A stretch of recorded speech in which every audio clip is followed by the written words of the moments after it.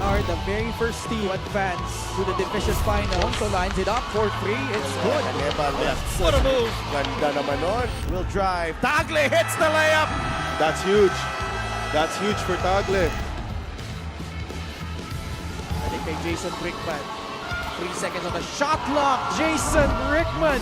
Well, the turnaround shot. And Pangasinan is moving. Will attack and will score. That should be 99. Ruka Curva launches the 3. It's good. A new challenger has entered the chat.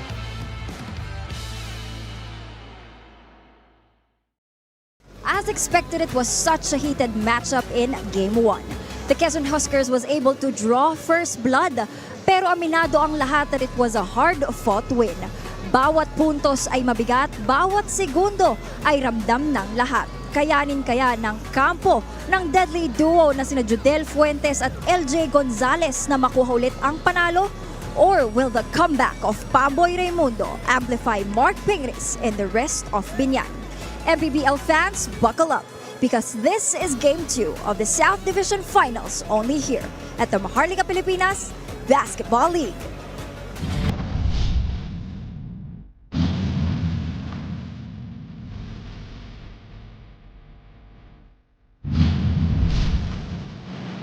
Attacks. The fake. The turnaround. He misses. Quezon strikes first in this best of 5. Nice cut inside. Pino for 2. Bonifacio, soft touch, count the basket with a hustle play. Biñan don't throw a finish.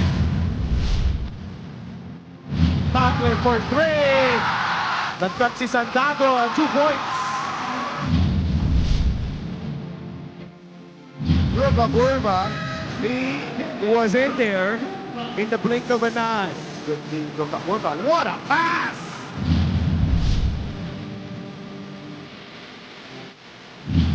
Judel for 3. Santiago! Simon Santiago!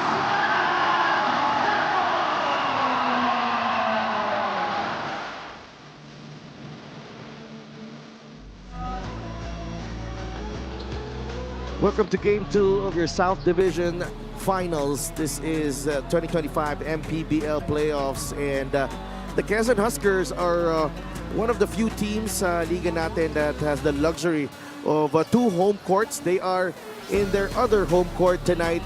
We are at the Lucena Convention Center, just a few kilometers away from the Quezon Convention Center, where Pamboy Raimundo is making his return to the Biñan lineup. Pamboy missed Game 1 after the suspension that he was given following his ejection in that deciding game against Batangas.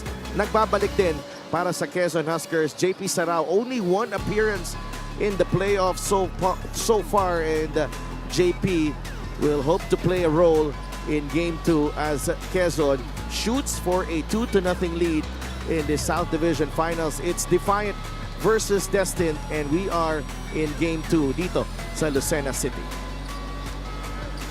Magandang gabi mga kaliga, si Dev Tupas, kasama si Andre Durendes, kasama din natin si Andre Indicio. So glad you can join us on our coverage tonight. Andre, if Game 1 was any indication kung ano ang kalalabasan ng serye ito, and I'm sure everyone will be looking forward to Game 2, particularly how we ended Game 1.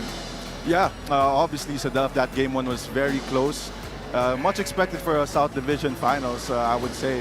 So definitely this Game 2 with all the preparation, that one-day training that they had to adjust their schemes, adjust their defensive strategies towards each other. It's definitely going to be a much more, I'd expect that it would be a much more closer game and a much more intense game, Sadaf. Oo, no? Siyempre, closer na. So, ibig sabihin, kung 2 points na naman, baka 1 point na. Baka hindi na tayo matapos, no?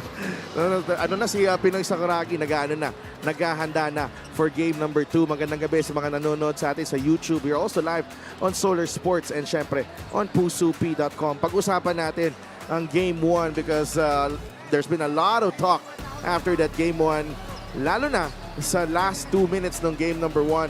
Biñan somehow crawling their way back from a 12-point deficit late in this game and pushing Quezon all the way up until the final possession. Mark Pingris missing a potential game-tying basket. But Gabanal's three-pointer with a little over a minute remaining, giving Quezon that cushion that they needed to survive itong Biñan. Yeah, very identical major key stats here, which is very expected for a close game like this, Adelph. But what really stood out here, which I believe what gave Quezon that win overall, is first of all that three-pointer. As the number one three-point shooting team in the league, 8 three-pointers compared to 5 is definitely big. And another thing that's very underrated on that game was the defense of the Quezon Huskers, especially on that ball screen rotations and everything overall. Who to switch, who not to switch, who to blitz, and etc. Yeah, and syempre, Quezon held Biñan to their lowest output of the season as well. 55 points lang for Biñan. So, pag-usapan natin, 55 points, that's their season lowest. Yun nga yung pinag-usapan natin. Also, Biñan, you have to give credit to them defensively. 57 points lang ang Quezon. They held Quezon to 57 points. The lowest Quezon output was 53 in the defeat to Abra, and that happened in Abra a few months back. And it was as we expected. The defensive tenacity of these teams will come to the fore in this series. No, but may isang player na nagpakitang gilas in Game 1, and alam natin that ito si LJ Gonzalez will not let these playoffs pass na hindi siya nagumagawa para dito sa Quezon Huskers. He is a man on a mission. Together with Quezon, they reached the national finals last year, and he wants to bring them back and more. Yeah, I mean, that's what you get when you have LJ Gonzalez on your team, doing a little bit of everything here, whatever Quezon needs from him, whether it's scoring, facilitating, bringing the ball down with the confidence, no turnovers. LJ Gonzalez is definitely doing everything. As you said, a man on a mission. He's trying to win a national championship this year, Sedal. And ito naman ang isang player niya, yung kanyang backcourt partner na si Jodel Fuentes. 13 points in Game 1. But more importantly, he anchored that really good start that they had. 10-0 run to start the game. 8 doon galing kay Jodel Fuentes. He finished with 13. 3 below his playoff average, but kahit papano, he helped get the job done for Quezon. Yes, what a season for Jodel Fuentes, an all-star game MVP, and he's doing what Jodel Fuentes does. As you said, 13 points, still very efficient 13 points, and he had 8 straight points to start this ball game and an assist. So the first 10 points of that Game 1, Jodel Fuentes was involved in all of those possessions. Lalo na sa dikit na serye, kailangan mo, you need those streaks, yung scoring streaks na yan, to get some cushion moving forward. Sa kabilang panig naman, Warren Bonifacio, it's his reappearance dito sa series, na start ng series na to, which could be crucial for Biñan. I think Warren, along with Ping, gave Biñan a chance up until the end. Yeah, Warren Bonifacio obviously answering to the call of Coach Boyd Fernandez, tallying 13 points in that ball game, almost 50% from the field, and also almost a double-double in that game, which is very timely, I would say, Sedef, especially for a star caliber player who needed to adjust to a new team and a new system, and also battling an injury, a wrist injury. So it's definitely the perfect time for him to gel, for him to make use of the talents that Coach Boyd needs him to do. Yeah, and syempre si Warren Bonifacio, this is the farthest that he has gone in his MPBL career. You know, the division finals, his former teammate Lawrence Victoria has done the same with Pangasinan. Pag-usapan naman natin ito si Mark Pingris, the Pinoy Sakuragi. They went to him down the stretch, no? Back-to-back baskets to pull Biñan to within 2. And then he had that last shot. Talk about Ping's impact. You know, alam naman natin, leadership will be given, but you know, his impact in the scheme of things para dito sa Biñan, Andre. Well, Mark Pingers is still Mark Pingers. You know, despite the age, he's still Mark Pingers. He's still the legend that we know of him. So definitely his impact is, despite that last second, the miss that would have forced overtime, definitely he's one of the players that you can go to if you're Coach Boyd, if you really need a quick basket, or if you need to keep your players in check. Well, syempre, you know, the footwork is still there, the touch in and around the basket is still there, and Mark Pingris still an important player dito sa seryeng to. And you know, Andrea was able to talk to Mark for a little bit before this game. You know, Andrea, kamusta si Mark Pingris, and how is he feeling, particularly with the ending of game number 1. Andrea. Yes, Delph, kung maaalala nga natin, last few minutes of Game 1, Mark Pingres was actually converting his shot. So yung last shot attempt down na yon para kay Mark talaga, it was made and drawn for him. Unfortunately, it ended up as a miss at kung ano man yung naramdaman o kung ano man yung naisip niya after that missed shot, panoorin natin ito.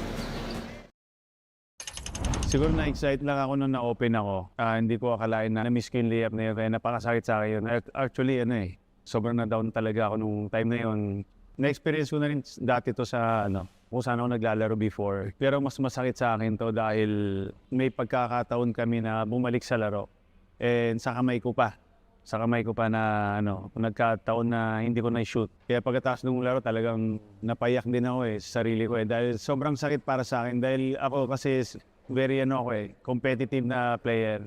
Alam kong may edad na ako at yung mga nakakalaban ko ngayon is yung mga bata. Binibigay ko talaga yung 100% ko pag sa laro Nagkataon lang talaga na miss talaga.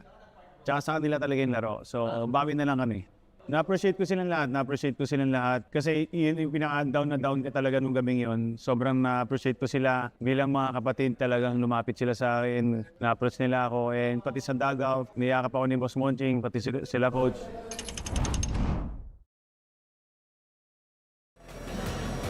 Well, the light that we see to this is kahit na hindi pumanig sa Biñan yung last play or last shot attempt na yon, walang bangayan, walang sisihan, but actually the more na lumalim ang samahan nitong Biñan. And also the more na mas naging team daw sila after this loss. Si Delph and Andre? Wonderful report there, Andrea. Pero matanong ko lang, on the other side naman, you were also inside the locker room of the Quezon Huskers this afternoon. What were the vibes inside that locker room pre-game, especially coming from a tight-knit game 1 wherein the Huskers almost lost the first game of the South Division Finals? Well, the vibe, Andre, was still very light. Pero sabi nga ng kanilang kapitan na si Gabanal, a win is still a win. At kahit nga na hindi daw yung Huskers basketball daw yung nakita natin noong Game 1, they only made 11 assists. They didn't do really well from the 3-point line, sabi nga nitong si Cap.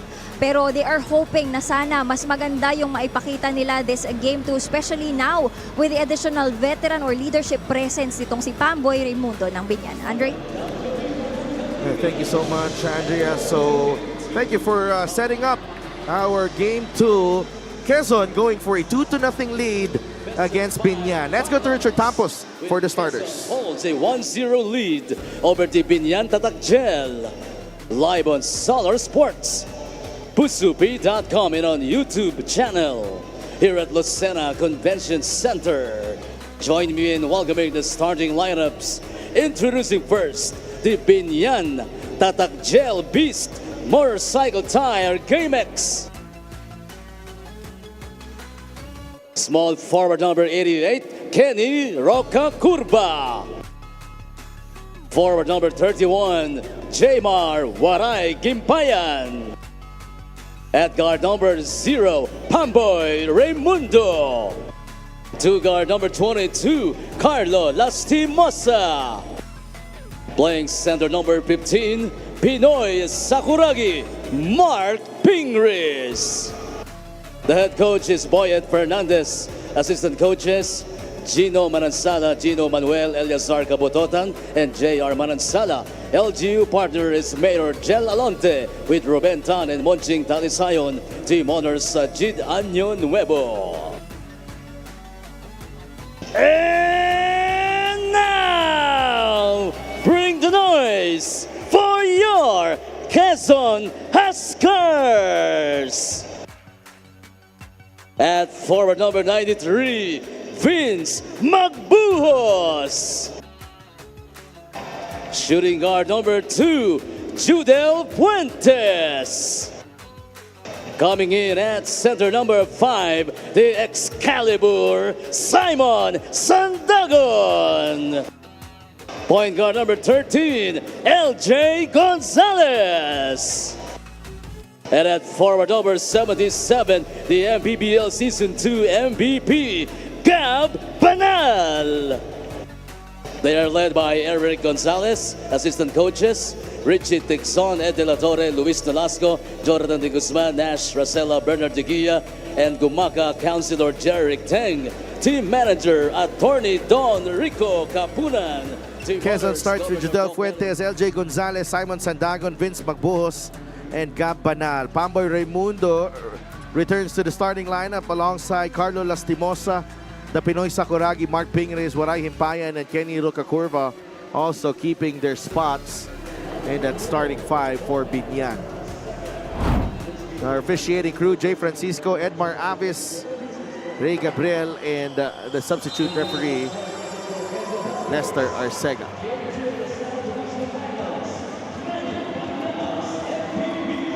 Game 2 of your South Division Finals.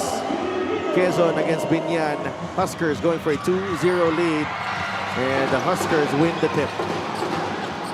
Huskers in white. Biñan Tatak Gel in black.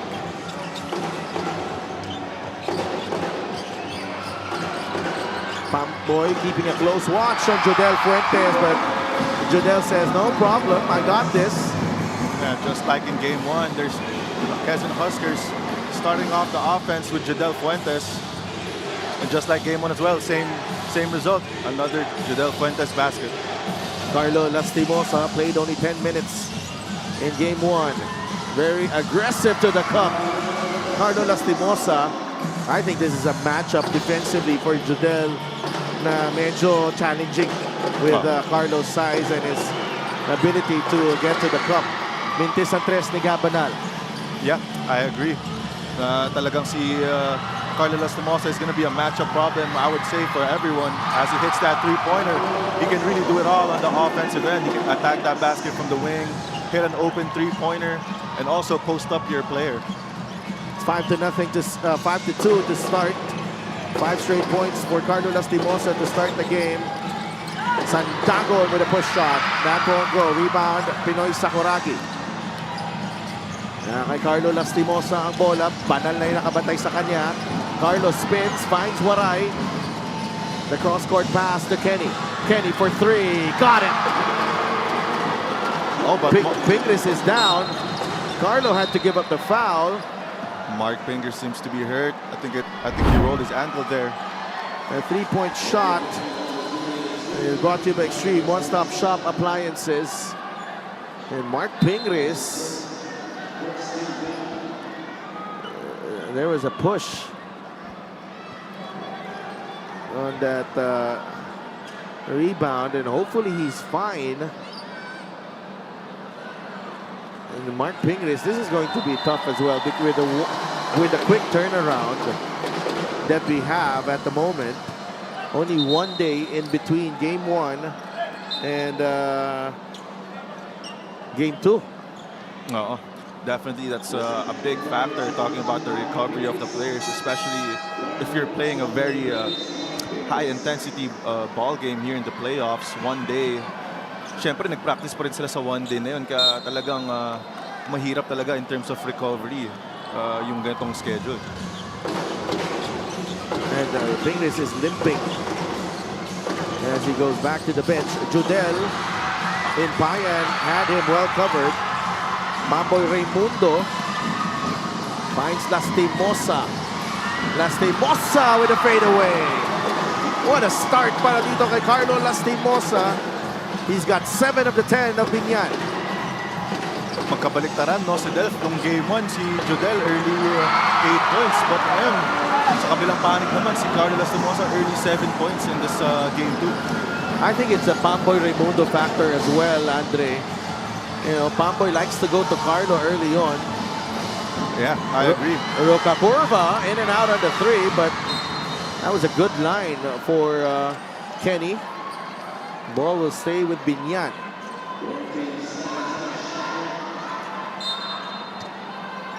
They got to check on Mark Pingres. Kung kamusta siya, no? Hopefully, Andrea will we'll have a report from Andrea on him if he can return. Well, Coach Boyet Fernandez. Pumasok ako sa locker room kanina ng Biñan. like to thank LGR, the official outfitter of the MPBL. Pagpasok ko, nandun sa Manila paper ang lahat ng instruction. Ganun talaga si Coach Boyet. Always. Ang liliit ng letra. Ang daming pas Manila paper. Ever since all the players that I know na naging Coach Boyet, yan lagi sinasabi. Shout out Ryan Costello. Sabi nga niya sa akin na naka-Manila paper lagi si Coach Boy, tas sobrang daming nakasulat. Kaya talagang makikita mo na ano eh. Nakikita ko rin doon, may pula na pentel pen, may black din. Classic Coach Boyet yan. Judel Fuentes for unsportsmanlike behavior. Pamboy and Judel have been warned for unsportsmanlike behavior. Let's say they won't be in the running for the Sportsmanship Award by the end of the season. 10-4. Here's Judel. Atake, the turnaround. No go. Waray Himpayan with the aggressive rebound. Here comes Kenny Rocacorva. Rocacorva gets it to Bonifacio for 3. No. Magbuhos will be called for the foul, and Waray Himpayan's activity is causing some problems. You have Magbuhos and Lastimosa in a separate incident as well. And oh boy, game 2 is off to a fiery start. And dito sa Lucena. I mean, what else would you expect? Lalo na galing tayo sa game 1 na 2 points lang ang diferensya. Talagang itong game 2 sigurado gigil na gigil yung dalawa na to make sure na hindi na close game ang magiging laro na to. The referee Jay Francisco having a conversation with Coach Eric Gonzalez. And referee Ray Gabriel and Edmar Avis checking what happened there.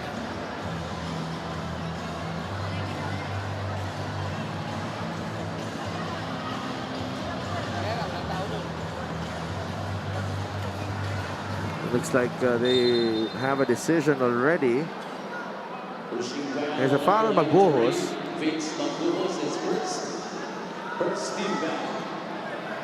Only the first team foul here for Quezon. Game 1 saw a lot of fouls. Halos every quarter nasa penalty yung dalawang kupunan. Oo. And South Division Finals na talagang expecting mo na sa defensive end times 10, times 2, times 10 to times 100 talaga yung intensity na ito. Quezon Huskers, number 93, Vince Magbuhos for unsportsmanlike behavior, second infraction. Second foul on Vince Magbuhos. So it's the second infraction on Vince Magbuhos for unsportsmanlike behavior. So he commits his second foul. And JP Sarao making his first appearance in the series, first appearance in since game 2 of that Mindoro series. Grabe din talaga yung personal nitong Quezon Huskers, no? Si Delph. Meron pang JP Sarao who last season was an all-star. Second team all MPBL. Yep. Pamboy Raimundo to shoot the technical.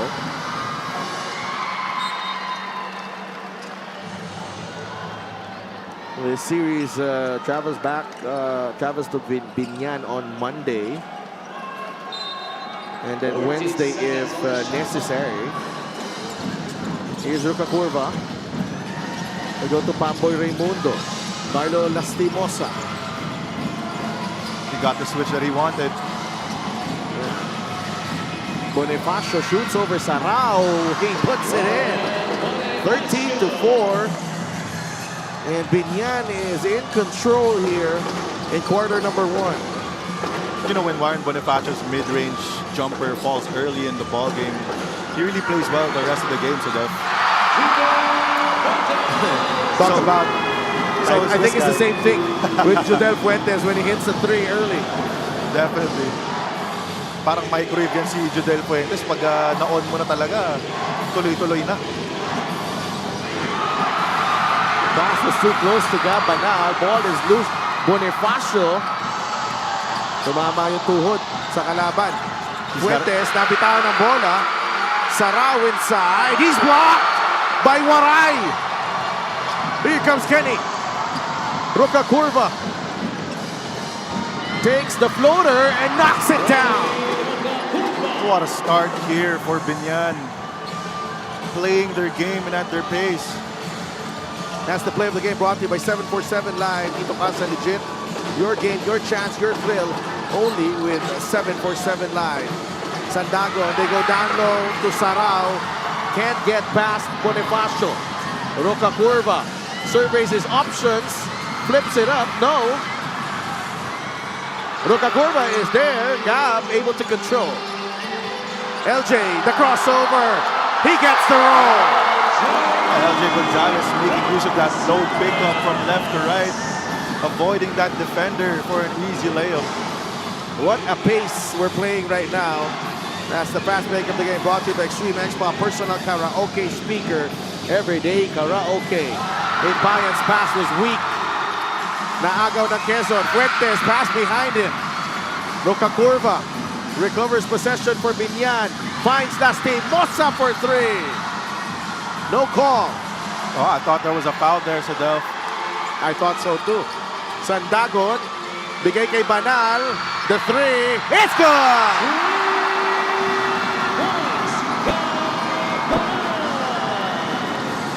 What a pace to start this ball game here, Sadel. Both teams executing really well to start off this ball game. Yeah, it's been a bit wild and crazy here in the first period. Biñan, that's a foul on Sarao. I thought Waray had a lane on the right side to drive. Yeah, he did, Kasi definitely. kung susunod lang din naman si Simon, tatama si Bonifacio doon. Yep, a little bit too unselfish there for Waray Biñan. There's good news here for Biñan. Balik na sa laro si Mark Pingris.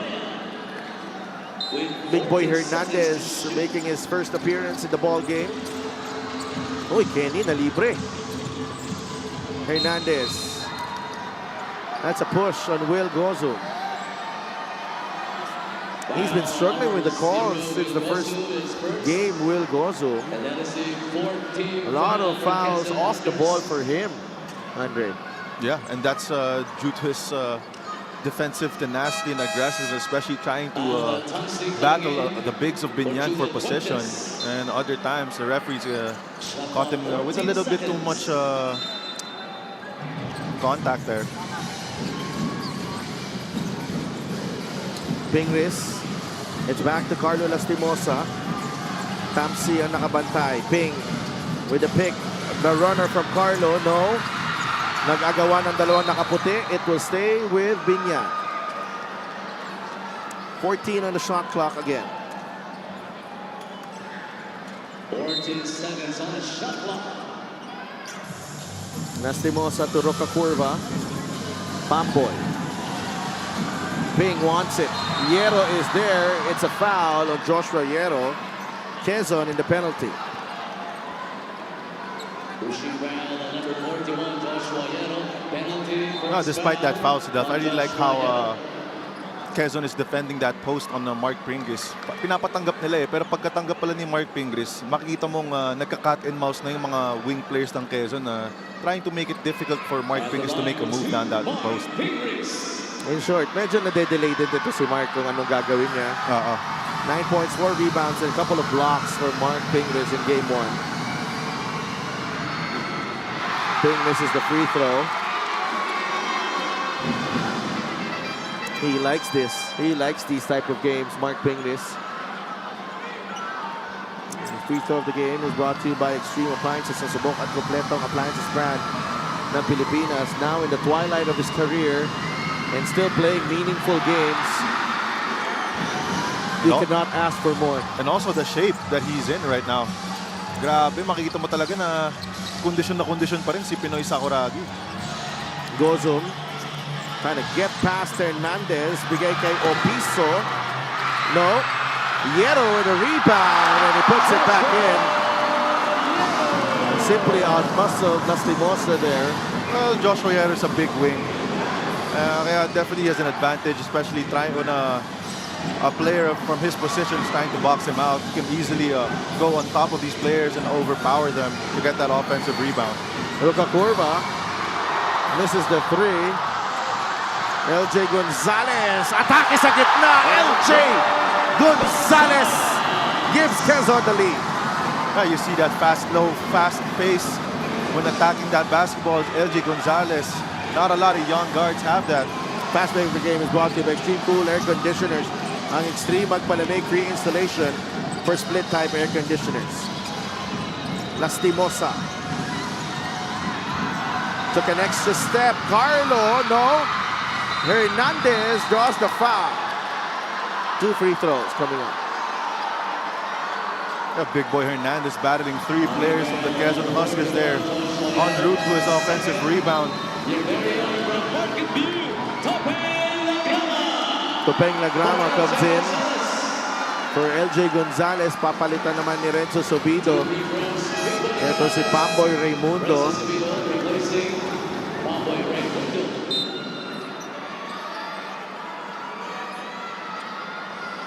(16-15). Hernandez at the line. Makes the first. Regardless of the score, Big Boy will really get the crowd riled up. Kahit 2 points lang yan, if-flex niya yan. Don't you just love players who, or like a Big Boy Hernandez here, just full of energy. Also very entertaining for the crowd. Yeah. Sa MPBL, Big Boy is a vibe. Yeah. Gabaini recovers. Labas kay Will Gozo. Bumeno si Will. Atake si Will. What a finish from Will Gozo. Wow. Showing us his agility there on the way to the cup. You know, I've been seeing that move from Will Gozum ever since I was in elementary school. Sobrang favorite niya yung one hand na yun na ibibitin pa niya sa taas eh. Sobido gets it back. The 3, no. Big Boy with a rebound. Banggaan sa ilalim. Lastimosa, no. It will stay with Biñan. They are just relentless. The Tatak Gel. Big Boy Hernandez saving them another possession. That's his second offensive rebound. And he just got into the ball game. 18-17. Pingris to Big Boy Hernandez. Labas kay Sobido. Gozum is in the way, and that is another foul on Will Gozum. Oh, on Gabaini. Tulak eh. Clear foul there. Doon mo makikita na talagang yung effort ng Quezon Huskers din na hindi pa porma at bibigyan ng position si Mark Pingris. They well know that once Mark Pingris gets that ball on the post, it's very hard to stop him. They will try to wear him down. 0 for 3 for Ping. So far at the free throw line.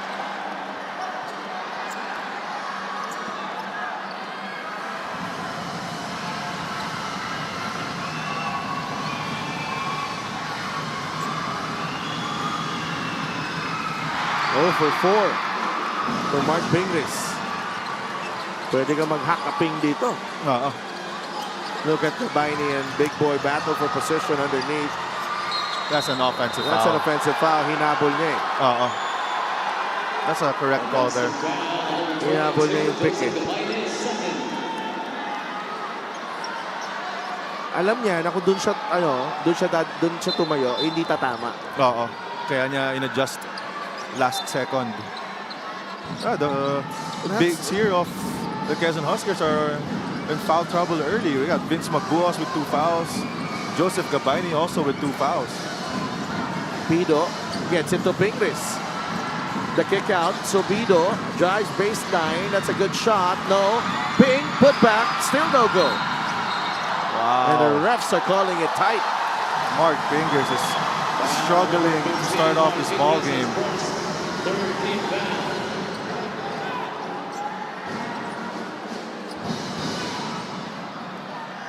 A minute and 17 remaining in the first period. Only the third team foul for Biñan. Quezon up by 1. Goes on for 3. Natch won't drop. Smallest guy on the floor picks up the offensive rebound. Ooh, Tamsi. That's a tough shot. that was an odd shot there for Damsey. Oh, he got himself in the air. Parang wala na siyang choice. Oo. But itira yun. Here's Lastimosa. Bigay kay JJ Pido for 3. Big boy. No. That will be a white ball. Quezon ball.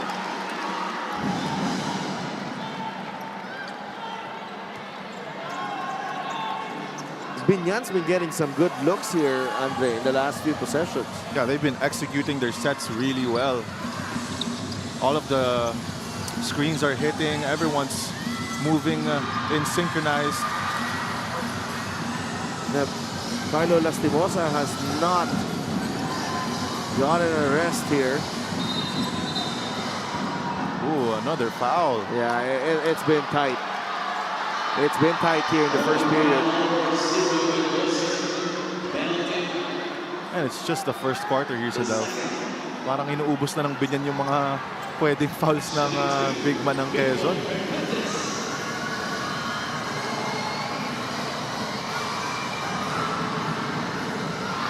But free throw shooting woes continue. They're 2 of 6 so far.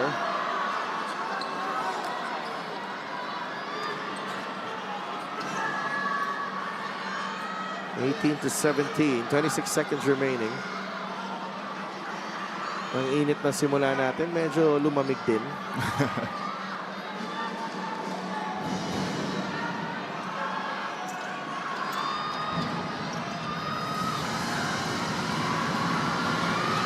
Big boy missed both. Huge misses for Biñan on that free throw line. It should be ahead. Sa dami ng minitis nilang free throw dito. I think that's six misses. Yep.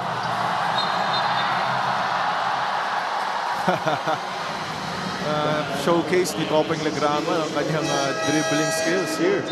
That's a smart foul for Renzo Sobido. 9 seconds the shot clock.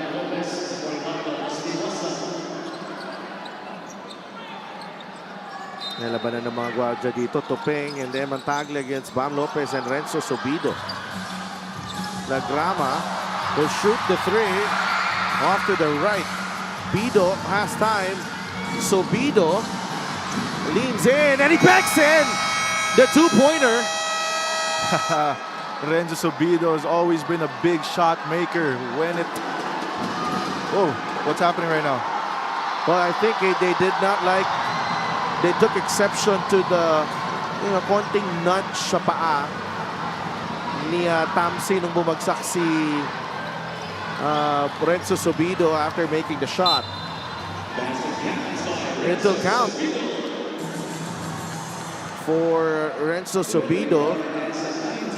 And at the end of 1, the Biñan Tatak Gel East Motorcycle Tire Game X with an 19 to 18 lead against the Quezon Huskers in Game 2.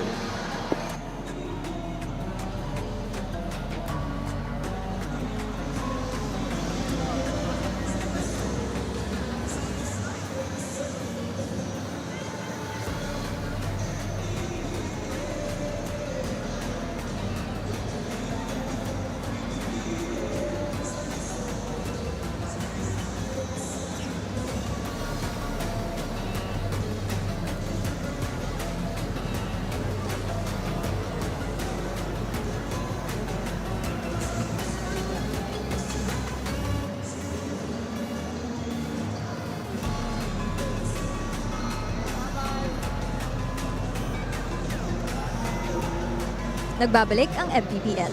The return of Pamboy Raimundo is one of the things na inaabangan ng team, but when I talked to Pamboy, he mentioned na na-pressure daw siya after ng Game 1 because the last 3 times na nakatapat daw niya itong Quezon, lagi silang tambak. But when he was off the court and the younger ones took over, dikit yung laban.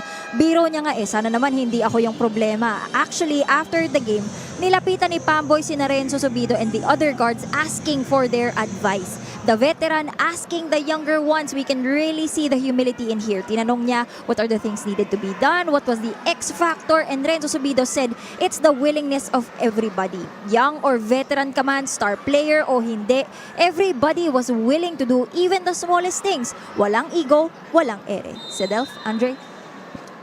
Thank you so much, Andrea. And Mamboy Raimundo, they missed him in game 1. His playmaking, his leadership. But Renzo Subido stepped up. You know, he played well in game 1. Bam Lopez for 3. Here we go. JJ Pido is down on the floor. Bam Lopez, just like in that game 3 against Batangas, instant offense pagkakapasok pa lang. Yeah. 3 versus 3 on the break here. Pido to Bam Lopez. Pulls back, gets it to JJ again. Nabanan ng big man sa ilalim. Big boy to Ping. This is where it gets tough. Yeah. A good effort there by Sandagon. Pido attacks and scores.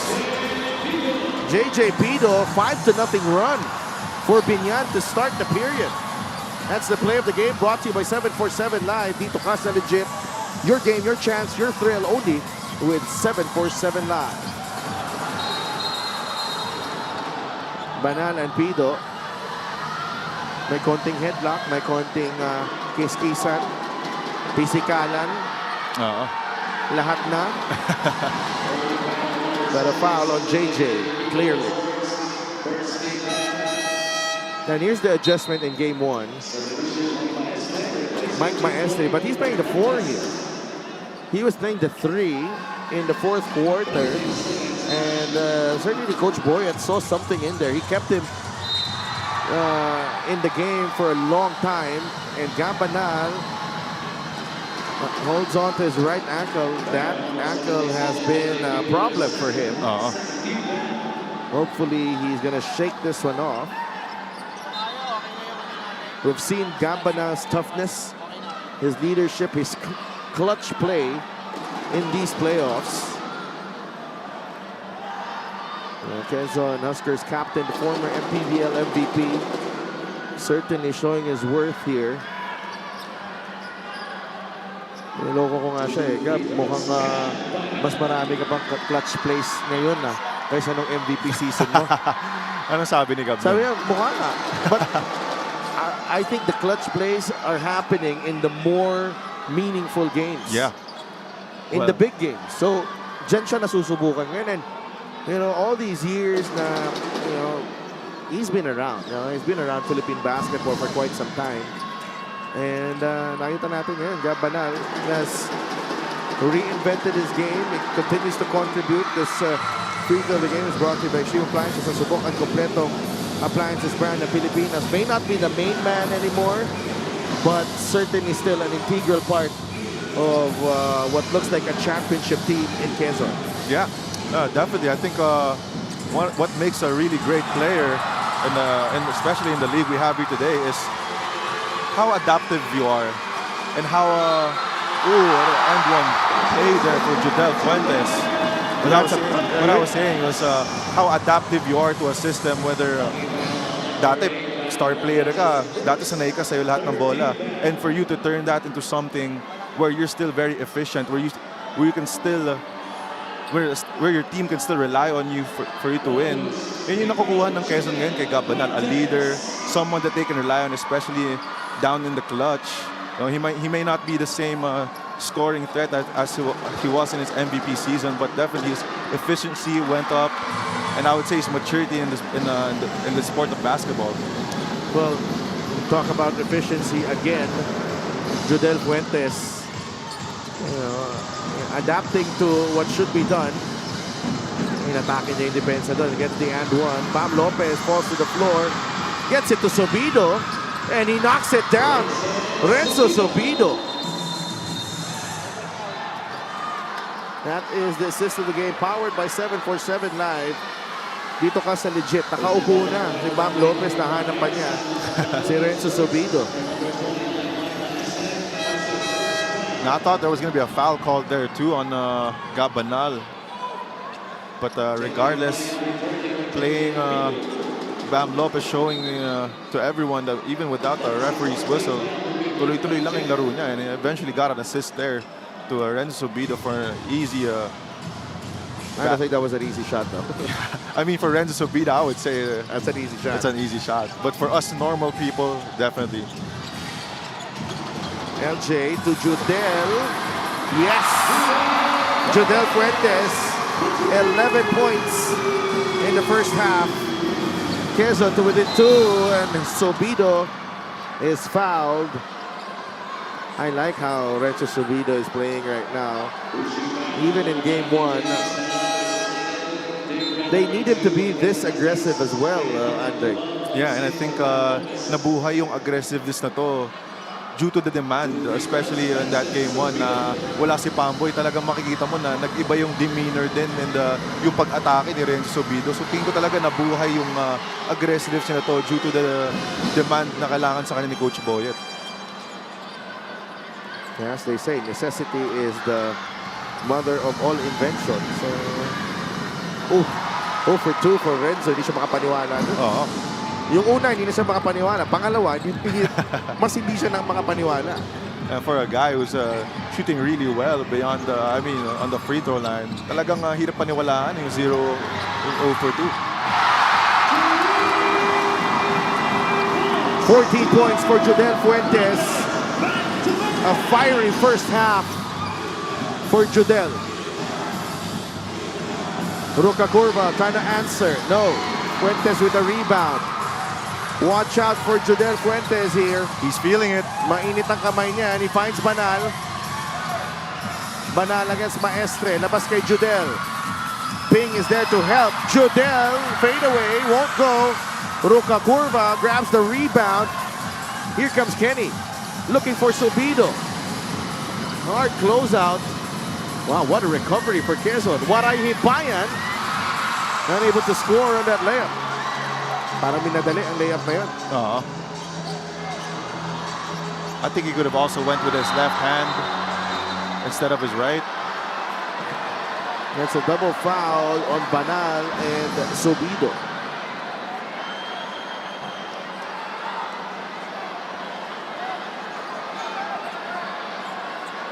And this is where, you know, Judel Fuentes and his streakiness comes into play.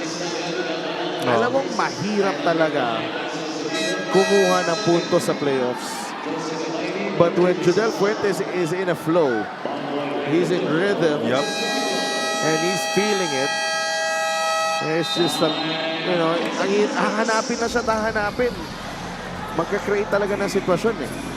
I mean, if you're a player like Judel Fuentes, the best trait I would believe from him is how easy it is for him to get into his flow state. You know, to get his shots, to get to his spots that he's comfortable with. So definitely it's one of the best features in the offensive game of Judel Fuentes.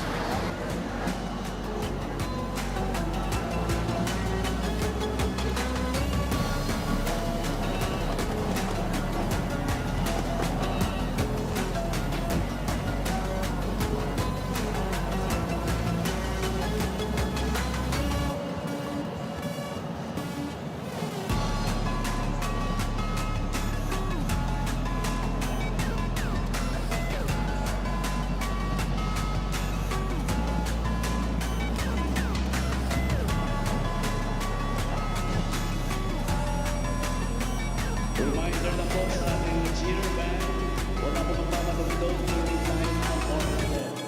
Maraming po salamat.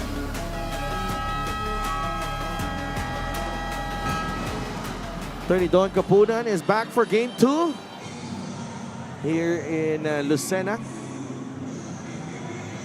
And Kenny Roger Rocacurva, check out his numbers in victories and in the losses of Biñan. So safe to say that if he scores beyond 15, lagyan na natin sa 18. May chance silang, malaki chance silang manalo. Yeah, I mean, if you really watch and follow Biñan basketball, a major key factor in the success of this team is if Kenny Rocacurva really has it going offensively. So definitely in their 2 losses so far in these playoffs, the the main thing that is consistent from those losses is Kenny Rocacurva not scoring near his averages. Banal, catch and shoot. He gets it to go.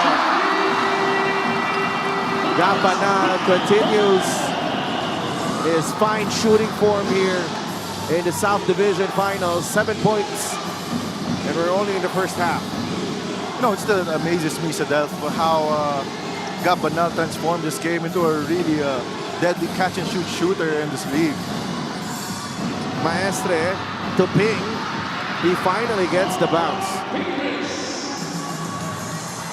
That floater, very classic of the Pinoy Sakuragi. That is the assist of the game, powered by 747 Live. Dito ka sa legit. Banal, another three. No. Pamboy holding on to Jodel.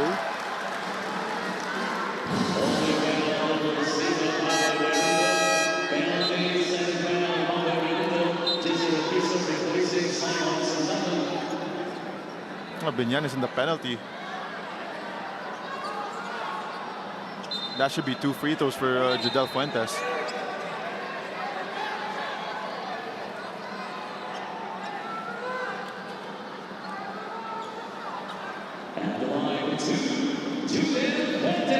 Jodel Fuentes, 13 points in game 1, now 15, and we're only in the first half. Lokohin ko to si Jodel. 15 points ka pero 0 assist ka. Crocs, Okay lang. Crocs gaming. Okay lang yun, Jodel. Diba? Alam mo yung Team Fuentes, the Jodel's family, they were here in game 1. And that certainly, left a mark on Jodel. And that was the first time that his parents were able to watch him play live in the MPBL. Kaya makikita mo talaga yung start pa lang niya. Parang ganadong-ganado kagad si Jodel nung game 1 na yun. Ipayan short arms that floater. Here comes LJ Gonzalez. Now Jodel Fuentes. They need to lock him up. LJ. Nabitawan ng bola. 2 black shirts diving for that loose ball. Yan ang makabagong Biñan. That renewed commitment to defense. Fingers against Banal.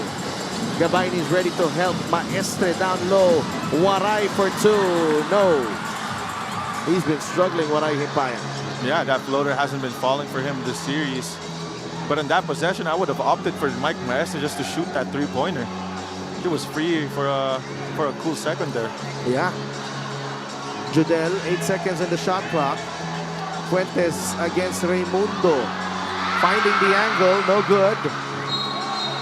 Pinger stepped on the line.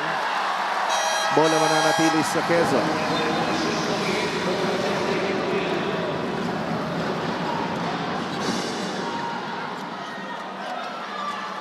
Juan Bonifacio comes right back in.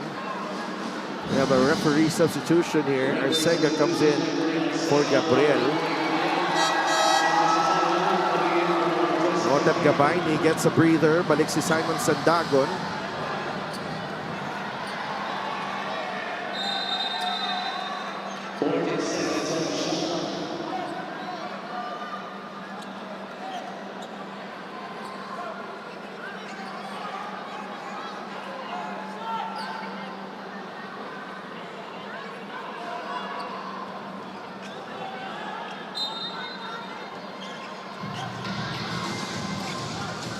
Sandagon gets the inbound.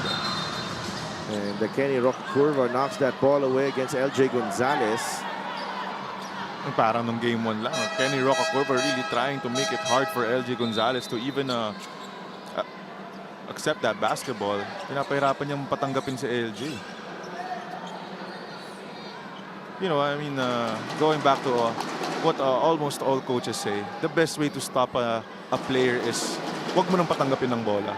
And on that occasion, that's what Kenny Rocacurva has been trying to do to LJ Gonzalez, though very much easier said than done, of course. Nakakapagod din itong ginagawa ng dalawa eh. Si Kenny, binabatay ni LJ. Si LJ, binabatay ni Kenny. Parang nagka-cancel out lang din eh. No? Yeah. Commissioner Kenneth Dorendez, Head of Security Rudy Distrito, and Head of Operations Emer Oreta in attendance.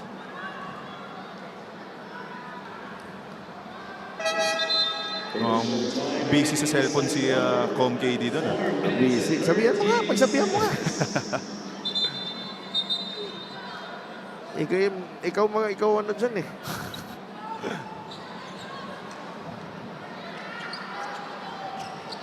It's a 5-point lead for Quezon. 4 minutes and 13 seconds remaining in the second quarter. Game number 2 ng South Division Finals dito sa Lucena Convention Center. They dodged the bullet here. Oh, look at Wow. kurva. Wow. Paglingon mo. Yung paglingon mo, nandun na siya. Sabi na dyan, uy. Grabe. Grabe yung speed nitong si Kenny Rocakurva. Ang effortless din ang takbo niya eh, no? Napaka-effortless. Kabayo talaga. See? That's the right call. His speed alone caused that unsportsmanlike foul. Naunahan niya lahat eh. Yeah, the team in transition.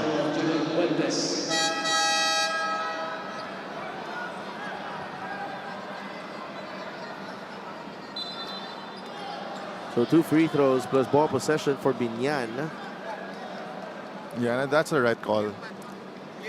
Kenny Rocakurva was well in front of any defender of the Quezon Huskers before that foul was made. Masyado mabilis. Sobrang bilis. Sobrang bilis.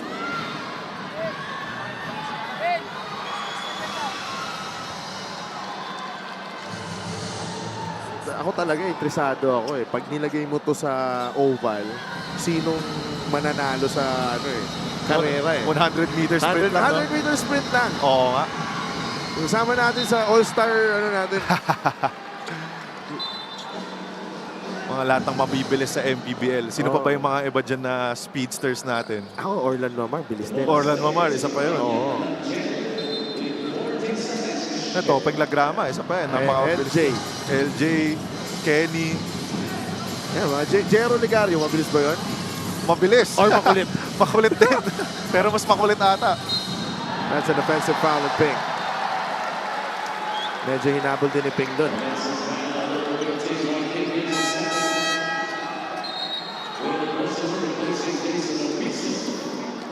Nabilis ang palitan dito ng big man ng Quezon. No? They've utilized Gabayni, Gozum, Sarao, Opiso, Sandagon, Magpuhos. Ang lalim na ng hugot. Well, yeah. Coach Eric. Well, yeah, you got Vince Magbuhos, he's got 2 fouls. Will Gozum, 2 fouls. JP Sarao, 2 fouls. The Gabayni, 2 fouls as well. So I think what Biñan can do right now is exploit the post, especially with all the big man here of Quezon, I would say, is still in foul trouble. Oh, na-stop ni LJ, pass break ni Rocakurva. Gozum with a fine defensive play. LJ goes behind the back, bigay kay Banal. Nalibre si Gabayni for 2. And there you go again. Gab Banal's vision shown again here today. Always looking to pass before looking to shoot.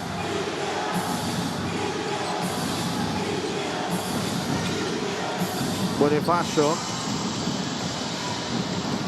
They can go to that post. Yeah, bigay kay Pingris. Spins. And Ping puts it in off the glass. Yeah, I mean, with Joseph Gabayni with 2 fouls, he really needs to keep fingers in check there. Dixer, great move of the game, born for greatness. He can't be too aggressive on that defensive end when he's trying to save those fouls for the 4th quarter. Gozo misses. Rebound ni Pingris. That's a foul on Banal. They're giving up the 3 right now. Clogging the lane. But medyo naka-survive sila 2 beses. Andre with the open look from Gab and then kay Gozum. Yeah, very odd, but so far it's working for Biñan. Mas pinoprotektahan nila yung paint even though you have the Quezon Huskers, who's the #1 3-point shooting team in the league. Pero mahirap yun kasi eventually pag lagi mong iniiwan na open yung 3-pointer, mahuhulog at mahuhulog din yun. Carlo Lastimosa makes his return, replacing Maestre.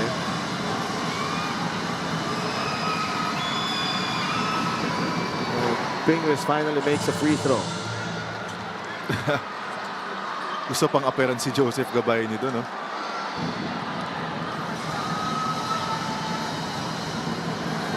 Free throw shooting of Biñan. Look at that. 5 of 14. 2 for 2 for Pingles.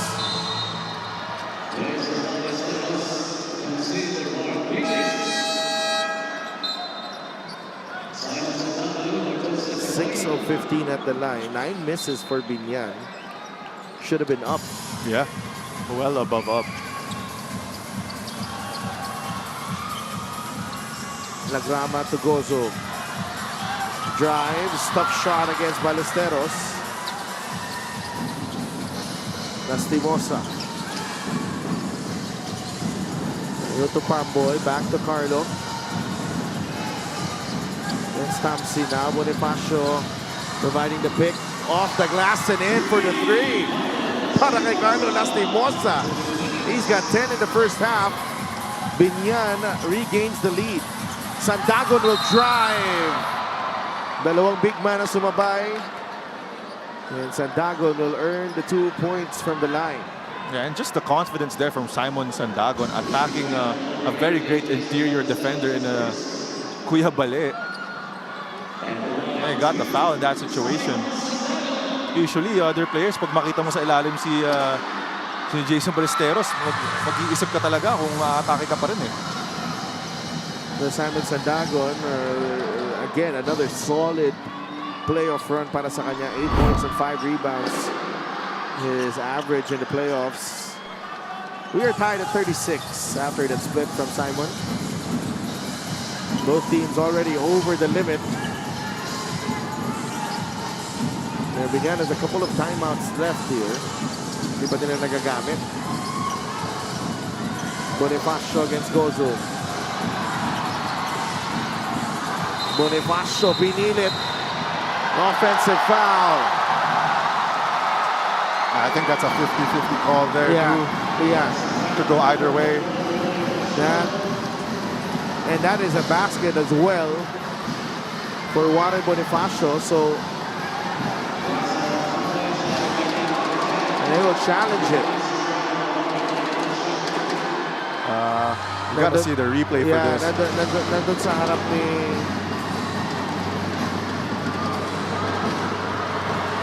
we will be right back.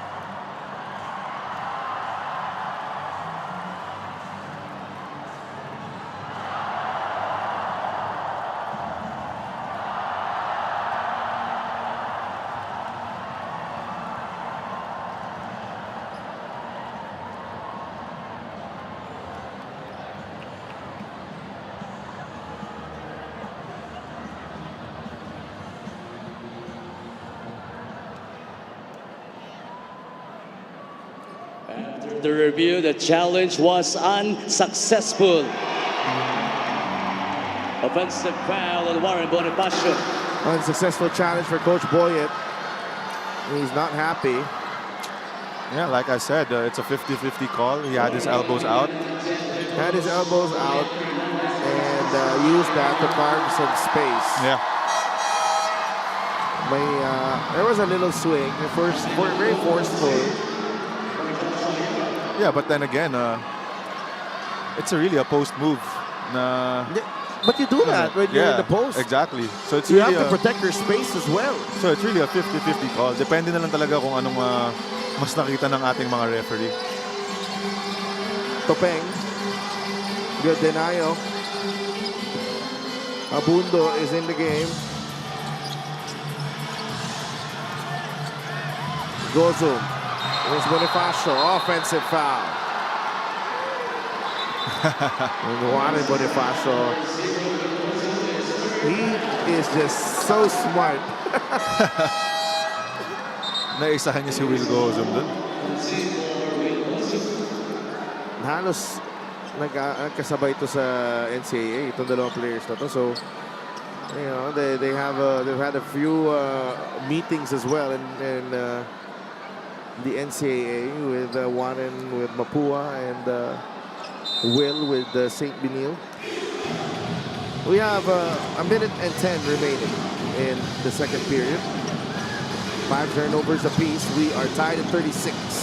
Yeah, but that's also the third foul already of Will Gozum. So talagang tuloy-tuloy din yung ability din ng Biñan to get fouls from the big men of the Quezon Huskers. And look at Papa Raimundo exploiting his advantage against Topeng Lagrama immediately. Oo. Kakapasok pa lang ni Topeng eh. Nakita na niya kaagad.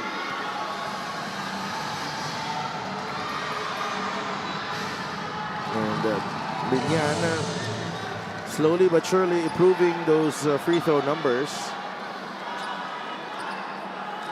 37-36. A good sized crowd here in Lucena.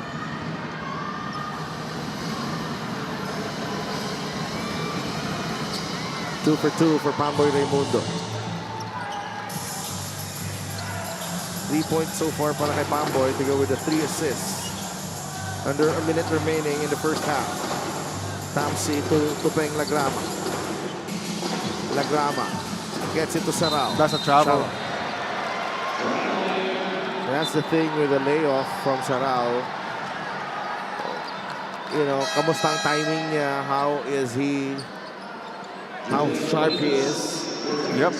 And that's a real factor. I like that you mentioned that, Sudel. Siyempre, kahit sabihin mo na araw-araw pa rin siya nagpa-practice, iba pa rin yung game reps. Kaya definitely there's still rush to be set off here for JP Sarao. Lalo na, ang tagal din ng layoff niya sa playoffs na to. As you mentioned, last time na na-activate siya, game 2 ng Mindoro. Kaya matagal-tagal na rin talaga.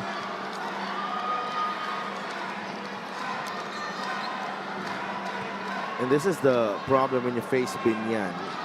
Their bigs are more than willing to mix it up. They are more than willing to mix it up. I think more than any team in this league, yung bigs nila. Oo. I mean, you got a combination of veterans and a young core when it comes to the big man here. Na pisikalan sa ilalim. Oo.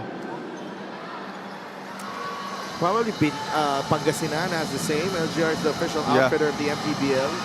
Yep, you got Mike Mabulak and Jay Collado. Who's this? Vic Manuel. Vic Manuel, yeah, mixed it with some young bigs and JP Maguliano.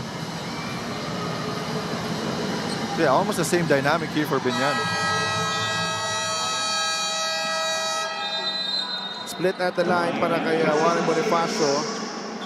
The Huskers requested for a timeout. They are down by 3. 34 seconds remaining in the first half.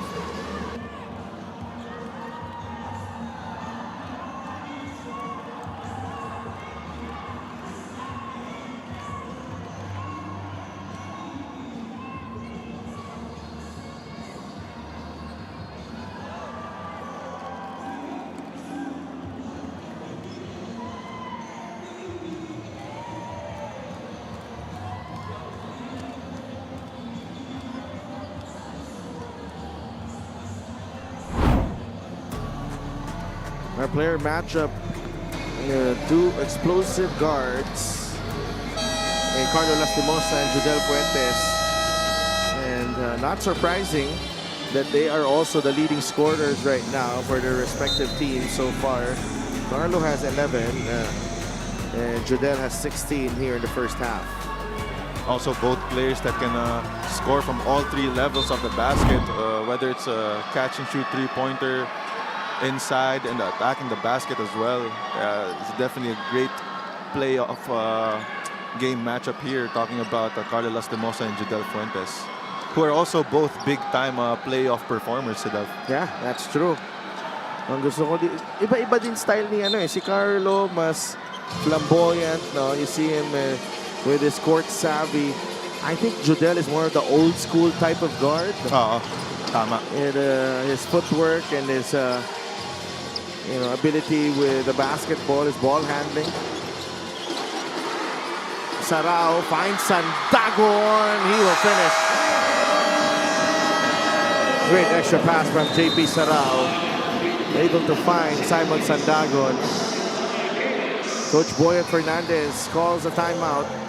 15 seconds remaining in the second period. We'll be right back.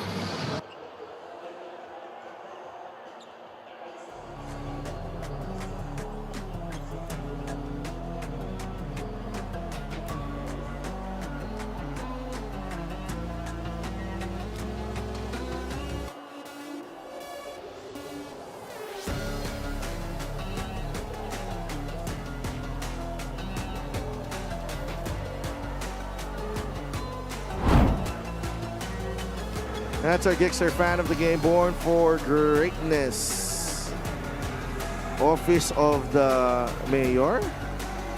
I'm Office of the... tama ba? Office of the Mayor ba yan, Dre? Oo nga. So... Parang nakita ko din sila nung game 1. Kaya nga Ito... And you always like coming here to Lucena because of the smiles and the everywhere sa liga natin, kita natin yung engaged yung tao, really wanting their team to do well. No different here in Quezon. Yeah. And I really like the crowd here in Lucena as well ever since I started playing in the MPBL. Kagaya kanina, nung challenge call, nakita mo yung crowd. Parang may performance yung crowd kanina No, involved Involved talaga Kung sila. ako, hindi ako nagko-cover, malamang sinabayan ko. Pero nagko-cover ako Mas gusto ko, kasama kita 39-38. Biñan with a 1-point lead. Final possession of the first half. Roca Curva against Hierro. Kenny attacks middle. Gets his own miss. And good defense there by Quezon to end the first half. Biñan will go into the break with a 1-point lead on the road here in Lucena. Biñan trying to avoid a 0-2 hole in his best of 5 South Division Finals. We will be right back.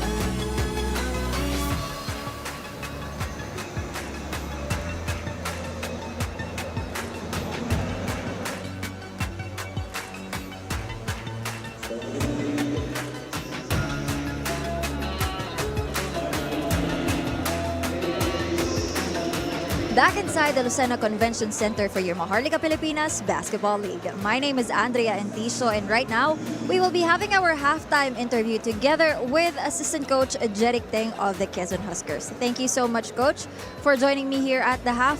And Coach, that first half took so long to finish. Kung grabe yung intensity noong Game 1, parang lalong lumala nitong Game 2. Grabe yung intensity, yung physicality, it's all there. Is this something that you guys expected, or were you guys also surprised? Lalo na ngayon na Biñan is up by 1. Yes, we already expected this kind of game. Alam namin yung Biñan is a team full of pride, no? Ang daming players and coaching staff na talagang hindi magpapatalo. And gayon din naman kami, we're gonna fight.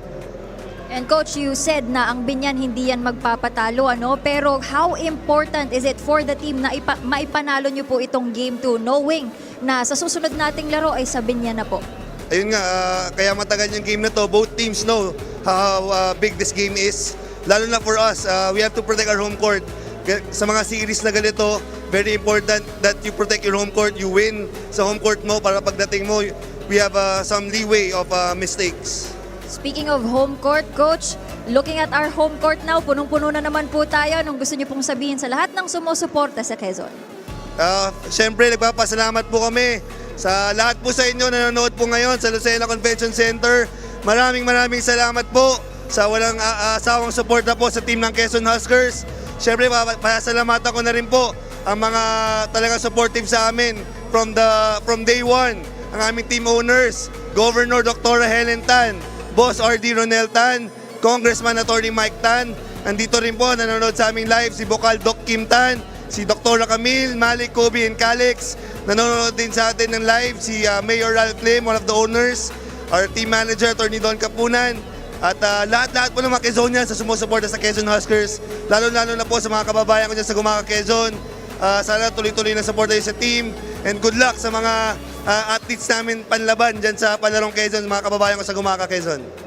Alright, thank you so much. Once again, Assistant Coach Jeric Teng of the Quezon Huskers. Magbabalik po ang Maharlika Pilipinas Basketball League.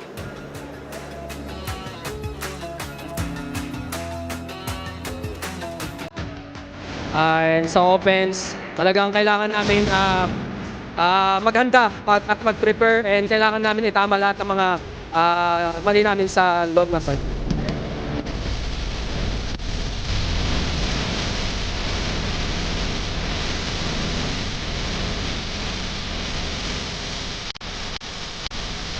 Gogo. Uses the handle. Ball knocked away. Suwan with the hustle play. Biñan Toto will finish.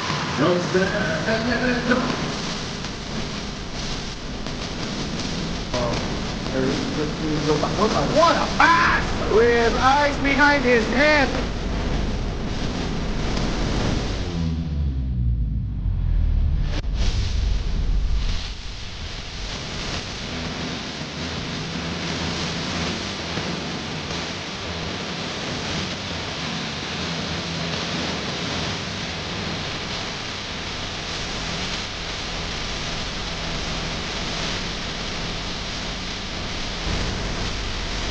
Kurba gets it to Fingris. Big attacks. The fake. The turnaround. He misses. And Quezon will come away. What a story miss there for Mike Fingris. He was wide open there, Fidel. He was wide open. Absolutely.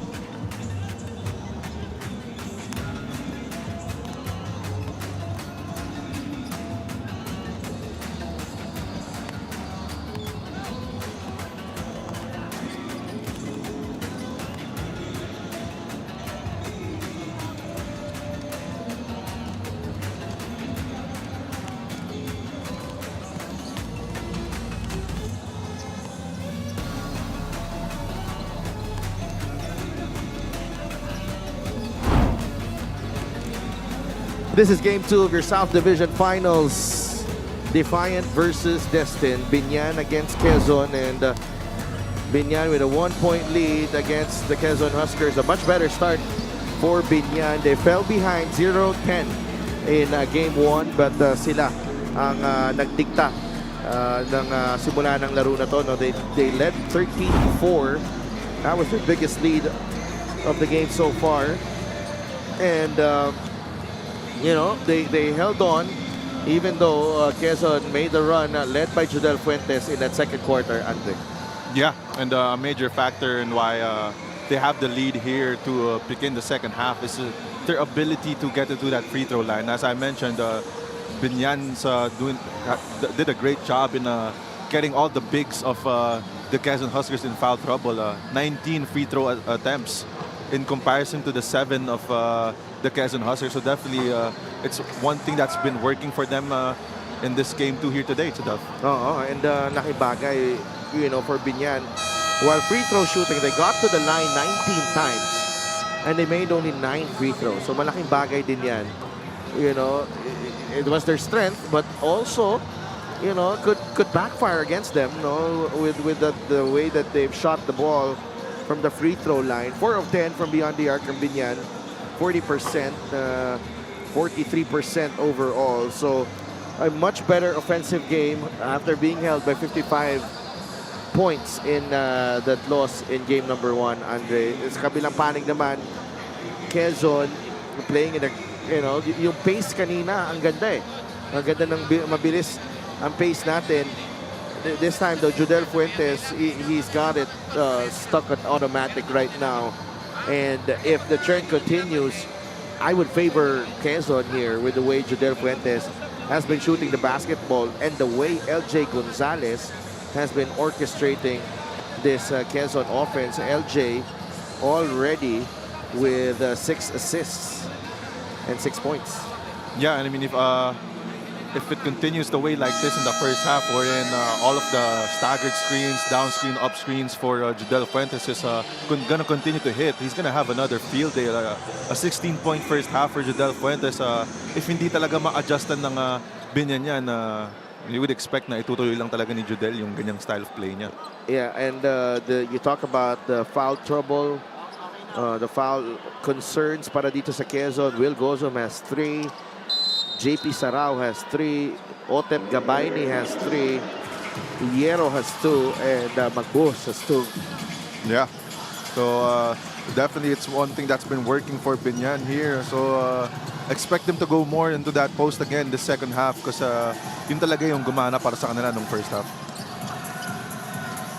Atake si LJ. The extra pass. Judel in and out. That was halfway in for Judel Fuentes. Great pass there from Magbos. And LJ Gonzalez again creating that play para dito sa Quezon. Here's Lastimosa. Good look for Carlo. He hits the 3. That's a good sign for Carlos Lastimosa. Your first shot of the second half goes in, and it's a 3-pointer as well. A matchup between Kenny Roger Rocafurva and LJ Gonzalez. It's a fun matchup. Already 2 games in. Enjoy na natin to. Banal underneath. Minadali ni Gab. And Ping secures the rebound. Pamboy Raimundo ang nagtitimon para sa Biñan. Carlo asking for that basketball. They go back to Pamboy. Lastimosa for 3. A foul on Pingris. Tumama yung pick kay Judel Fuentes, but it was moving. Thankfully, that's just the second foul of Mark Pingris here.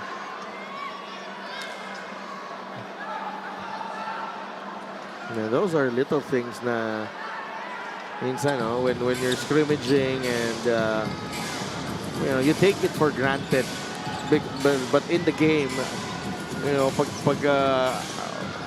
simulate mo kasi yung game dun sa scrimmage, minsan na ano mo yan, napapabayaan mo yan. Oo. Judel Fuentes with a one-hander.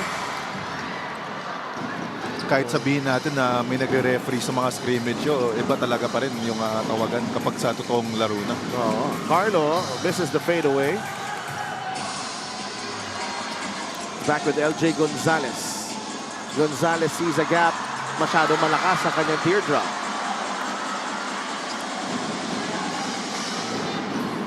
Quezon unable to score so far here. Pingris going to work against Magbuhos. Ruka Curva is open. Medyo masikip doon. 5 seconds on the shot clock. Kenny. He gets his own miss. Ruka Curva for 2. That motor from Kenny Roca Curva, never giving up on the play. He's got 8 points. Kenny Roger Ruka Curva. Waray Himpayan will check in the next dead ball. Fuentes drifts to the right. Nandun agad si Pamboy. And that's the second straight possession that they defended Judel Fuentes well. On first, off of that elevator screen. And second, on that flare screen by Simon Sandagon. Pamboy Raimundo definitely doing a great job staying close to Judel Fuentes. Yung smarts na talaga ni Pamboy Raimundo din. Anticipated sanang papunta yung mag-develop yung play nitong Quezon. Oo, ginagamitan na lang rin talaga ng utak ni Pamboy. Knowing when to sprint, knowing when to fight for the screen, go under. See, he's doing a great job here. Yeah. Magbuhos fires. Masyado malakas. Banal sends it to Sandagon. 5 points para kay Simon Sandagon. Banal with the rebound and the assist. 4-point lead for Biñan. Lastimosa will attack. Carlo will score plus the foul. 5 early quick points here in the third quarter for Carlo Lastimosa. The play of the game is brought to you by 747 Live. Dito ka sa legit. Your game, your chance, your thrill. Only with 747 Live. And that's the aggressiveness and focus that you really need from a Carlo Lastimosa if you really want to win this game. I like the second word that you mentioned there, Andre, the focus of Carlo Lastimosa. He has hardly smiled in this ball game. 16 points and 5 boards for Carlo Lastimosa. Gonzalez nakawala. And there's a foul. Quezon trying to find ways here to free up LJ Gonzalez.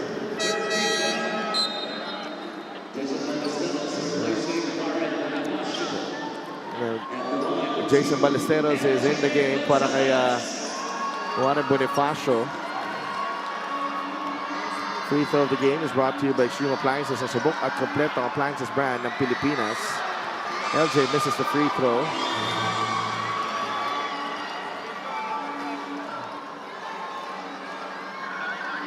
Kanina medyo maluwag pa tong arena natin yan. Halos puno na. Oo. 47-41. LJ Gonzalez with 7 points and 6 assists. Pamboy Raimundo to Ruka Curva now with Carlo Lastimosa. Gonzalez ang nakaharap. Waray blocked by Magbuhos.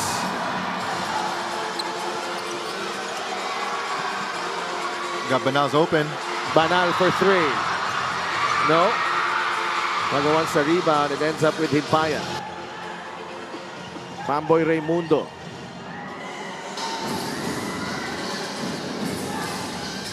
Raimundo sends it to Himpayan. Back to Pamboy. Now with Carlo. No advantage there. Lastimosa wants to take on Banal. Carlo. And a foul at the final moment galing kay Gab Banal was caught reaching in on Carlo Lastimosa. A bailout call there. Lastimosa wasn't going anywhere with that isolation on Gab Banal. And that foul call definitely saved them that possession. Raimundo will launch the 3. Hindi pumasok. Long rebound ends up with Judel Fuentes. Fuentes blocked by Ruka Curva. Judel loses the handle. And he is hurt. Lastimosa back the other way. 5-4 right now. Yeah, Ruka Curva now with Himpayan. Turnaround, no good. Ruka Curva saves it to Pamboy Raimundo. Fuentes limping. That won't go.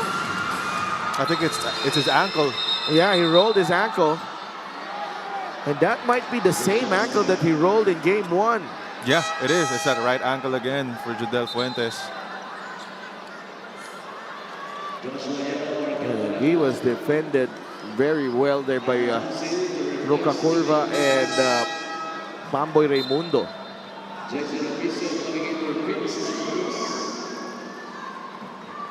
Medyo off topic lang. Parang uso ngayon yung orange na sapatos. Yeah, that ever since that release ng Yeah. Kobe na yan. Halos how many players are on the floor right now wearing orange shoes? Well, Quezon, orange talaga yung kanilang kulay. Meron din ako nun eh. Yung hindi ko na nagagamit. Hindi, nagamit mo eh. Nagamit ko ba? Nakita mo ba? Pero hindi sa basketball nagamit. Sa golf. Sa golf mo nagamit eh. Let's go to Andrea. During halftime mula sa panig ng Quezon, Coach Eric Gonzalez talked about the physicality of the opponent, not to criticize them, but to remind his players physicality is part of the game, but the things is dapat proactive, hindi reactive. Masyado daw silang passive, accepting the aggressiveness ng Biñan, but then if they matter, even up their aggressiveness a notch, things would be different. Para naman sa Biñan, although they are up, aminado sila na aside from their free throws, they haven't been doing a good job defending shooters like Judel, focusing so much on the inside, leaving the outside open. Something they have done well on game 1 na somehow bumaba daw ngayong game 2. Back to you guys. Thank you so much, Andrea. So, assessment galing sa dalawang coaches natin ng physicality has been a concern para dito sa Huskers. And sa kabila naman, yung defending the 3-point line has been an issue para dito sa Biñan. And both coaches want to address that here in the second half. Carlo Lastimosa lost the handle. Here comes LJ Gonzalez. Gonzalez again. That's a tough shot. Unable to make it count. Hierro with a steal. LJ able to grab that basketball. That's back-to-back good defensive possessions there for Joseph Hierro.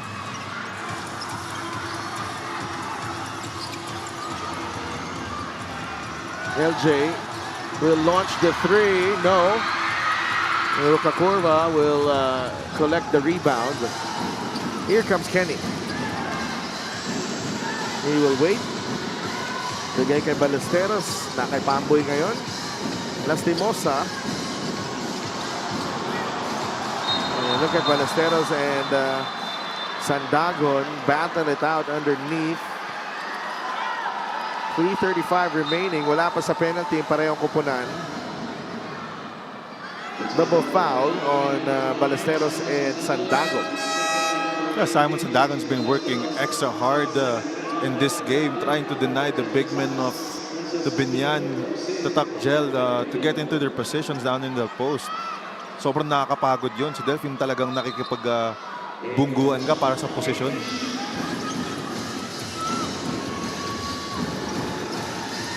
Here's Ballesteros. Lastimosa will fire and hit! He's been big time tonight. Carlo Lastimosa with 18 points. He's on a groove, and you see his reaction after that basket. Totally nothing. Just went down, jogged back on defense. That's the level of focus that Carlo Lastimosa is in right now. And Montagle for 3. No. Tagle will get the rebound. Subido was leaking out. Eman will try again. Sandagon. That's a foul on Ruka Curva.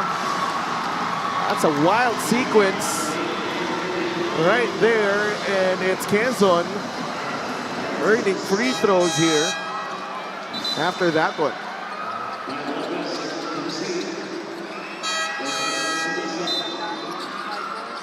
So Bam Lopez comes back in. Joseph Peña Redondo also in the game. Ito na yung mga shock troopers ni Coach Boyet. Oo. Sandagon misses the free throw. Bam Bam Lopez. With a three-pointer nung kakapasok na niya kaninang first half. No, grabe rin yung production nitong wing ng Biñan, no? Oo. Okay, Kenny and Carlo. 49 to 43. 0 for 2 para kay Sandagon. Here's Peña Redondo. Bigay kay Bam. Tumama ang pick ni Ballesteros. Peña Redondo to Subido. 5 seconds on the shot clock. Renzo. They have numbers here. Quezon. Tagle. Gets it to Tamsi. Finds Sandagon. And a foul whistled on Waray Himpayan. He was asking for that ball ever since they reached half court. Talking about Simon Sandagon. Medyo hindi pino ang execution ng dalawang teams. The last two sequences natin, Andre. Oo. But that's really expected, especially in a very intense playoff game like this.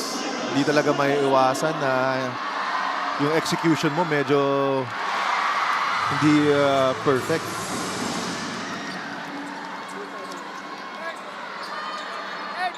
Uh, 49 to 44 si Ariel Apostol. Gusto pang hingin yung ano ko eh. Kobe. Huwag naman, idol. Baka bumalik pa ako sa basketball eh. Hindi natin alam. Sa ngayon, Kailangan kong bago ako bumalik, magpupunta muna ako sa Fisio Spa. Yo. Ni Boss Roman ang. Yeah. Okay, Boss Roman, good evening sa'yo. Pero sa ngayon, pinanggugolf lang muna yung Kobe, no? Hindi yung nasira yung sapatos ko. Wala akong choice. Grabe ka talaga. Ikaw lang yung kilala kong nagsuot ng Kobe sa fairway. Iba ka talaga.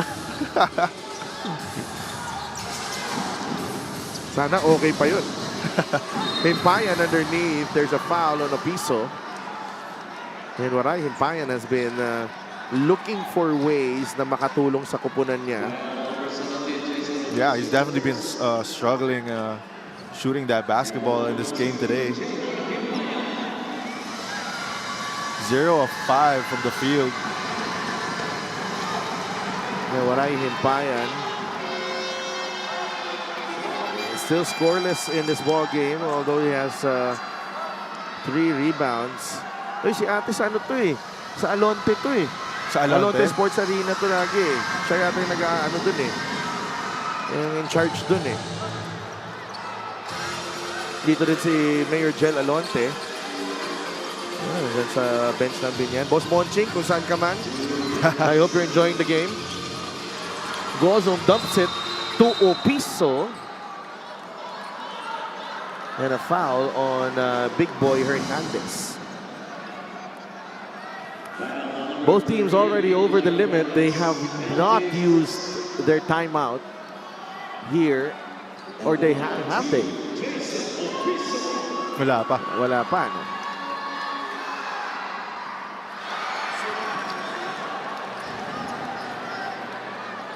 Pumasok ang unang free throw ni Opiso. It's been a struggle at the free throw line here in the third. 7 of 14 na. They're down to 50%. Itong Quezon. Yeah, actually, both teams shooting 50% from the free throw line. So, parang nag-ano na lang eh. Nag-even out na ngayon yung free throws eh. both teams definitely struggling from the line today.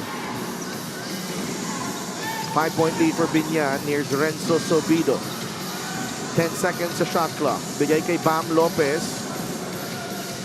Lopez pulls up the jumper from Bam Lopez. He's got 5 in the game. Not a big shot maker. Talking about Bam Bam Lopez. Also not afraid of the moment. Yeah. Wala eh. Di takot kay Joshua Yero sa depensa nun eh. Wala siyang kinakatakutan. Tamsi, nice look inside. Opiso may have been fouled, but no call.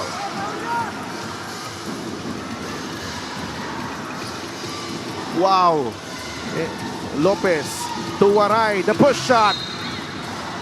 That's a foul. Again. And this ragtag 5 of Biñan is more than holding its own here against the 5 of Quezon here down the stretch here in the third. Well, it's a different five for Biñan. You got your, of course, when you got your starting lineup, iba yung style of play na it's more heavily reliant on their wing players. Talking about Carlo Lastimosa and Kenny Rocacurva. Pero itong five na to, spearheaded by the facilitating of Bam Lopez. Makikita mo na mas maganda yung ikot ng bola nila. Every possession, parang 4 to 5 players talaga nakakahawak ng bola. And may threat lahat.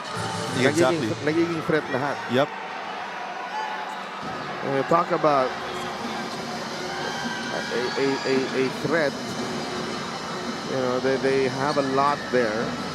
Yeah, got 3 knockdown shooters in Renzo Sobido, Bam Lopez, and Peña Redondo. Oo, tama. Diba? Kaya it's a very deadly lineup here. Judel is back. Fuentes, bigay kay Magbuhos. A good sign here para dito sa Quezon. LJ will drive, sends it to Gozo for 3. No. They've been giving him that shot the whole game.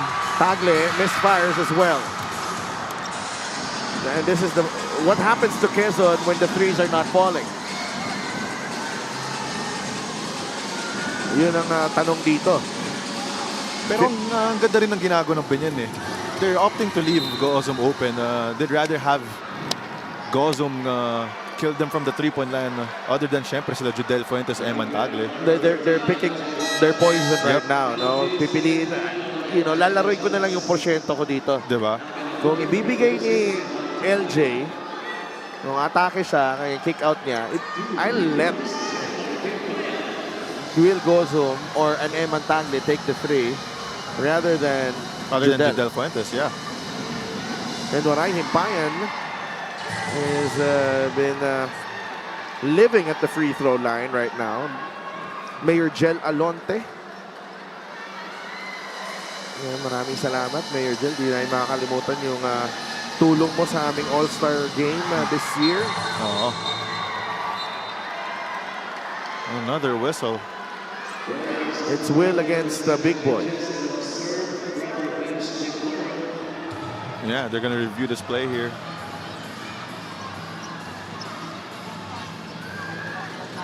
And Biñan with their biggest lead of the game at 55-45.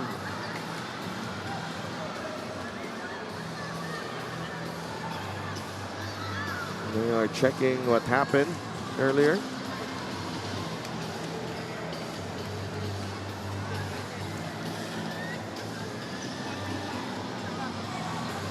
Biñan has only led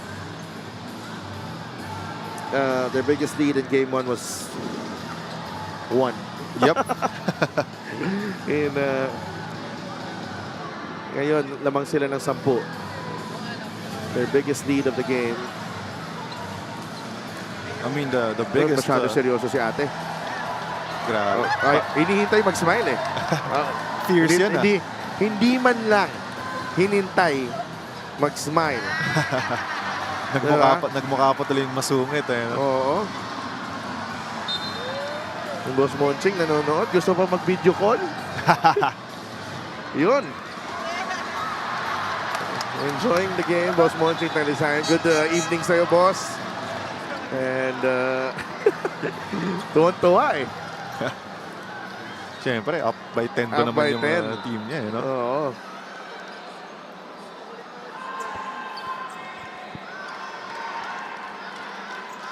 $18 seconds remaining in the third. It's a 10-point lead for Biñan. Both teams already in penalty, and Quezon, they have a timeout remaining. 16-7 quarter for Biñan, and it's been a collective effort, Andre, the way they played here. Hindi gumalaw ang oras. Hindi gumalaw ang oras. Don't you minsan may mga panahon sa buhay natin na ayaw natin gumalaw yung oras eh. No? Ayun. Ang ganda ng quote na yan. Diba? Pero, syempre, life goes on. Yan. Yan ang tama. Ako, ayusin nyo yan. 18.5 seconds remaining. Dito sa third quarter natin. So, parang may extra timeout na rin yung mga pareho nating coaches. at this 5 right here, Biñan. You know, si Waray, si Big Boy, si Renzo, si Joseph, saka si Bam. Ang ganda ng pinakita nila, no? After Jago Dario is still sidelined by an ankle injury. I think he suffered that injury in practice. Attorney Don Kapunan, Magno Membrere as well. Always gracious host dito sa Lucena.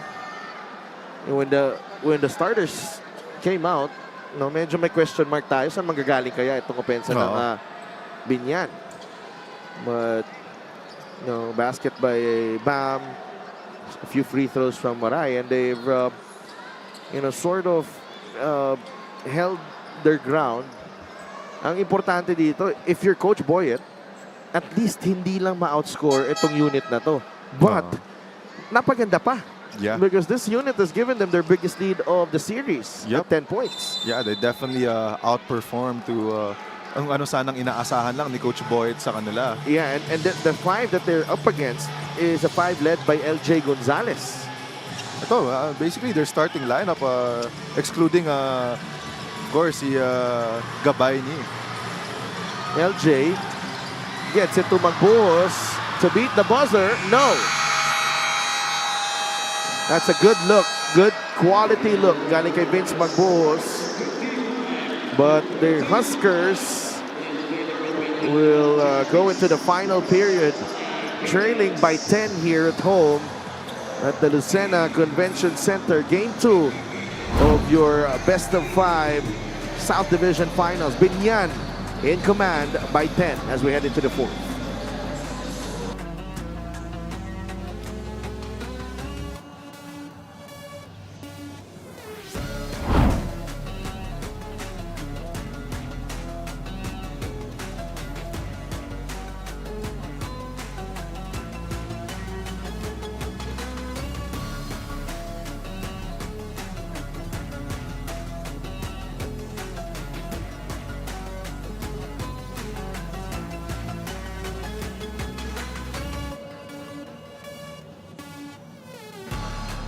$4,000 in attendance here at the Lucena Convention Center. Just a few minutes away from the Quezon Convention Center. Ayun! Tumawa na siya. Nag-smile na siya. Fan of the game brought to you by LGR, the official outfitter of the MPBL. Time sort of stopped when she wasn't smiling, Andre. Naghinintay talaga no? So, alam mo yun, di ba? Nung nagano na, tuloy na yung buhay, di ba? May mga panahon ba sa'yo na gusto mo tumigil yung oras? May mga panahon ba sa buhay mo yan? Siyempre, di ba? Lahat naman tayo, di ba? Pero talaga. kagaya ng sabi mo, wise words nga naman ni si Delph Tupas na life goes on, di ba? Life goes on. Kailangan And you just savor the moments, you know? Tuloy-tuloy ang boxing. Oo, tama. Yan, matuto ka. Jojo Antiporda, matuto ka, ha? Gusto mong i-shout out ka, ayan. Tapos si Mike Ayonayon and Alfred Batino also watching. Shout out mga kuya. One win away from the North Division title and the trip to the national finals. They will play Pangasinan tomorrow. Tingnan natin kung makabawi Pangasinan. Quarter scoring here, 19-18 Biñan in the first, second quarter 20 all, and in the third 16-7 Biñan. Bam Lopez, that's a tough shot. Bam Lopez just in the nick of time. Wow. 7 points in the game. Oh, Bam Lopez just proving time and time again that he's worth every minute that he's being played. Assist of the game powered by 747 Live. Dito ka sa legit. Himpayan blocks LJ Gonzalez. A platoon substitution coming up for Biñan. Himpayan trying to add to the lead. No! Sayang yun. Yeah. That floater hasn't really been working for Waray in this series. Got a good foul given up though. Because Sandagon was pa-take off na eh. Sure. Pero napigilan pa. Sure 2 points na sana yun. Now we got a well-rested first unit for Biñan. Yeah, you are right. Mark Pingris, Warren Bonifacio, Carlo Lastimosa, Kenny Rocacurva, and Pamboy Raimundo. LJ Gonzalez has stayed on the floor. Judel, nandun agad si Pamboy. It's back with Judel. He fires and hits.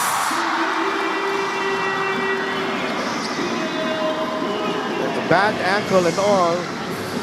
Judel Fuentes continues to torch Biñan. Three-point shot is brought to him extreme. One-stop shop appliances. Ping to Bonifacio. Rocacurva goes downhill, stops, gets it to Bonifacio. 3 seconds in the shot clock. Boni, turn around, and the bank shot is good. 5 in the game para kay Warren Bonifacio. Oh, Warren Bonifacio is such a skillful big man. Saka nakakita ng mga ganyang big man nung araw na off that post, may pa-fade away off the glass, di ba? So, nakikita mo talaga yung... medyo mabagal lang, pero effective. Effective pa din eh. LJ drives left, sends it to Sandagon. Nabitawan ng bola. And a basket timeout expected here for Quezon. I think he hurt his hand also on that dunk attempt. He's been holding on to that right hand. LJ with a steal. Gonzalez, Magbuhos, Fuentes. Labas kay Magbuhos. Fuentes, he's trapped. The ball knocked away by Rocacurva. This defense by Biñan, especially off of a turnover. Yeah, and Coach Boyd not happy with the way Pamboy was, gave that ball to Carlo kanina. Pingris, there's a double team. That's off the foot of Sandagon. Gusto mag-swimming ni Ping eh.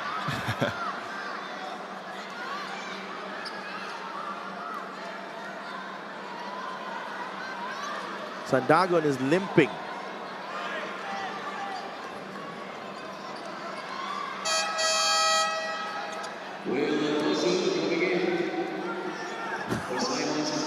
Grabe itong ibang klase itong South Division finals natin. And please give me a 5-game series. Please, kulang yung tatlo. Good. Binigay nga yung gusto natin this season, ang best of 5. Lastimosa has it. 10 seconds on the shot clock for Biñan. Carlo drifts, fires, misses, rebound ni Magbuhos. LJ Gonzalez. LJ forcing his way in, no! And Rocacurva doing just enough to force the miss. Solid defense again for Kenny Rocacurva. Ang maganda lang din kasi nasasabayan niya yung foot speed. Kahit yung bump natatanggap din niya yung bump na hindi masyado nabibigyan ng space si... Tama, importante yung bump kay LJ eh. Yep. Nag-cut si Carlo, nabitawan ng bola. Last touch ng Biñan. Now both teams medyo magulo. They want to talk things over, particularly Quezon. Down by 11 here, 6:25 remaining in the fourth.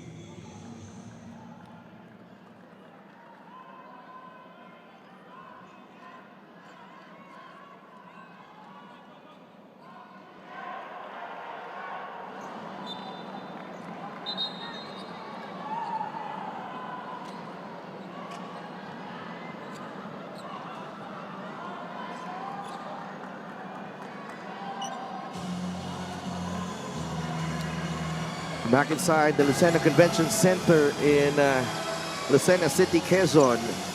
A little over 6 minutes remaining. Biñan up by 11 in Game 2 of your South Division Finals. Quezon leading the series 1-0. Will Gozo from the corner. Yeah, that's a foul on Martin Bonifacio. On Vince Magbuhos. A good screen there by Vince Magbuhos. Apat na si Warren, but the good thing about that third quarter is that Waray Himpayan sort of has found his way back in the series. Yeah. I mean, I think it's also a positive thing that he got a run in with the second group. Talagang parang makita mo, mas na kuha niya yung rhythm niya, got a lot more touches, which got him in rhythm for the game. And that's where coaching comes in. Yeah, I agree. Yung pag-flip na rotation, pasok ng tao.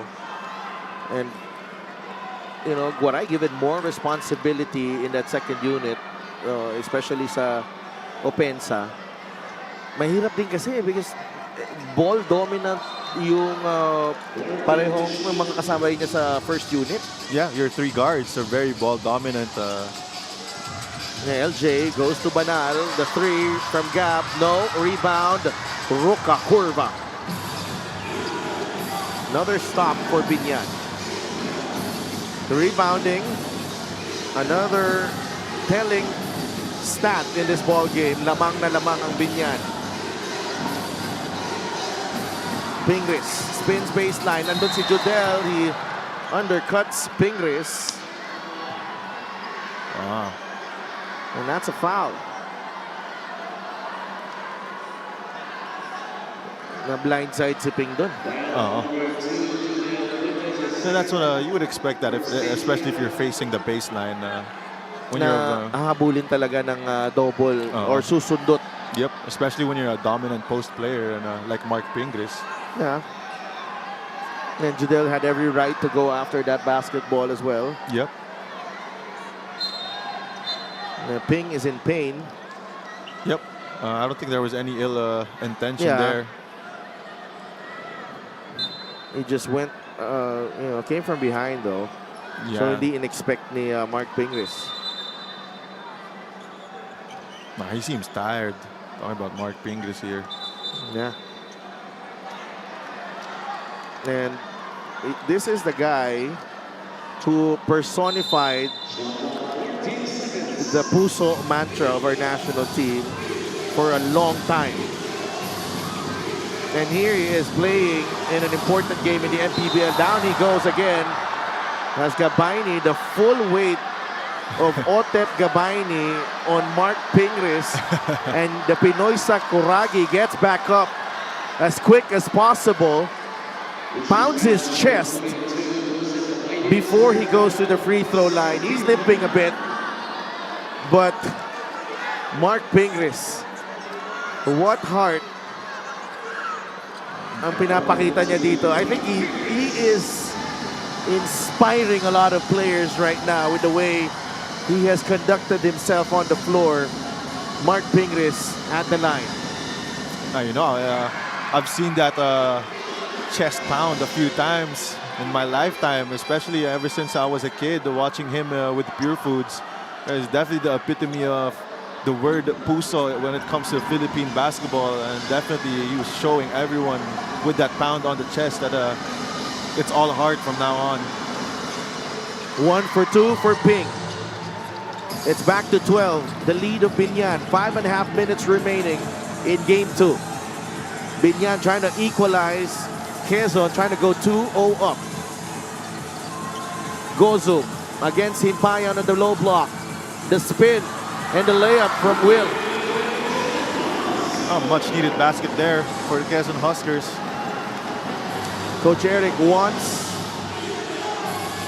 No, hindi pala nag-ano. Walang press. Akala ko nag-ano siya eh. Oo nga eh. Akala ko din. siya ng press eh. They go back to Pingris against Gabayni.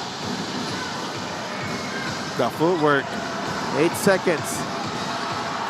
Ping is double team. He draws the foul. That is all heart for Mark Pingris. limping and everything, still giving his all.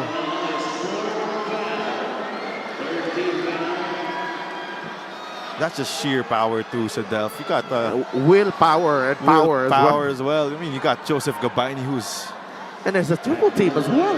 wow. For him to also not travel on that play to keep us a pivot foot on the ground. Lesser players would have been crushed. Definitely. Let's go to Andrea. Quezon is known to be a team who banks on their faith. Earlier, the Huskers made an addition to their routine. Instead of Gab or Coach Eric, two pastors led their prayers. They sang worship songs, and the message focuses on trust. Trusting that whatever will be the outcome of this game, as long as they work, not just as a team but as a family, it will always be a win. Yan ang pinilit ipaalala ng coaching staff in this last quarter, seeing na nawawala na ng loob, somehow bumibitaw sa isa't isa ang Huskers. Meanwhile, on the side of Biñan, the energy just keeps shooting up. So much that that Coach Boyet actually called out to his players, go back and listen to his system. Nonetheless, all focus at hand for Biñan as Renzo Subido calls out to his team, ubos oras tayo. We always attack kapag last 10 seconds na lang. Si Delph Andre. Thank you so much, Andrea, giving us a pulse on both benches. Lastimosa lost his balance, but Kenny Rucakurva is there. And Biñan with their biggest lead of the series. Yeah, a bunch of players falling on the floor there. Pero walang tumigil maglaro. Yeah, Coach Eric wanted a timeout. Gabayni against Pingris. Hindi mausog ni Otep. But Otep draws the foul. A way to stay composed there for Gabayni. Pingris wanted to travel.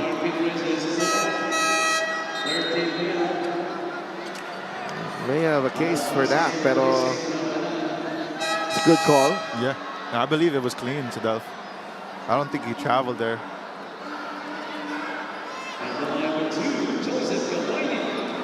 Now that Biñan, it's crazy how they have flipped game 2, but the signs were all there in game 1, And, particularly in that fourth quarter. Yep, you would see signs, especially in that end game na makikita mo na hindi walk in the park tong Biñan. Yeah. Diba? And especially that third quarter wherein makikita mo yung adjustment nila on the defensive end. Always under rotations as well. Always sticking to the shooters of the Quezon Huskers, especially Judel Fuentes, and opting to leave the big men like Will Gozum open on the three-point line. So makikita mo talaga yung adjustments within the game ni Coach Boyet. And that's a major reason why they're up big in this fourth quarter, Sadel. Pingris down low. Lastimosa, no call. Last touch ni Tamsi. Oh.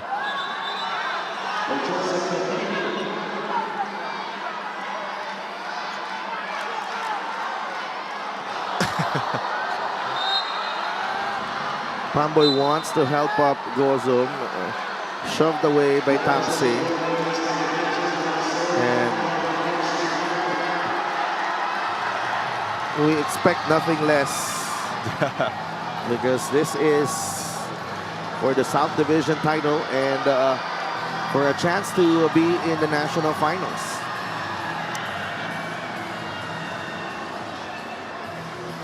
(64-50). Biñan up by 14. 3:38 remaining. Now I'm interested if the referees are going to call a lot of second motion here, or they're just going to let it go with a warning. No. It's kind of similar to that game 3 again, Pamboy against Baloria with that second motion wherein parang may onting, syempre may onting tulak si Baloria tapos nagpahulog lang si Pamboy. It's kind of similar to here today. Coach Richie Militante watching from Bacolod. Ma'am Tonet D. Roque sa Zamboanga nanonood. Intense ang laban. And magpapahinga muna kami. Magbabalik kami from Lucena.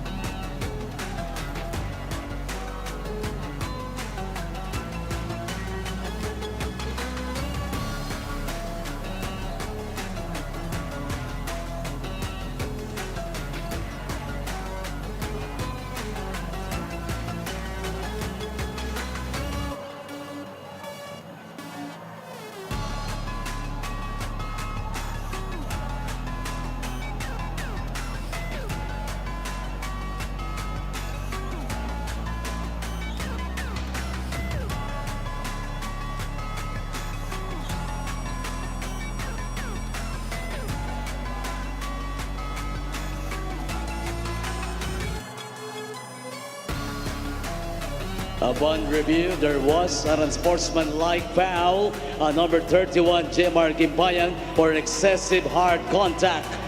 Third foul on Jemar Gimpayan. And that is the fourth team foul for Biñan Tatakjel.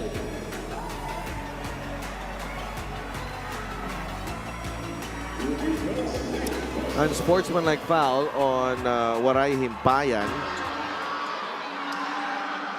And Will Gozo, 2 free throws plus ball possession. He hits the first.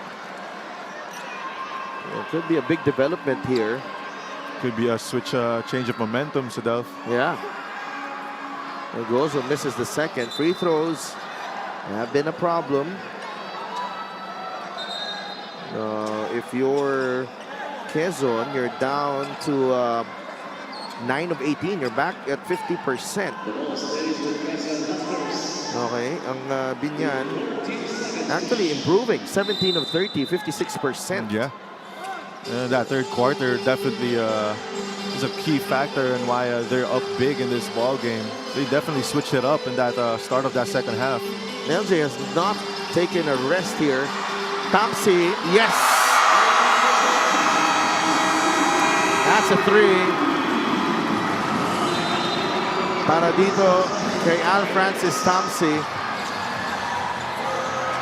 A badly needed basket for the Huskers with 3:26 remaining, and that forces Coach Boyet to call a timeout. We'll be right back.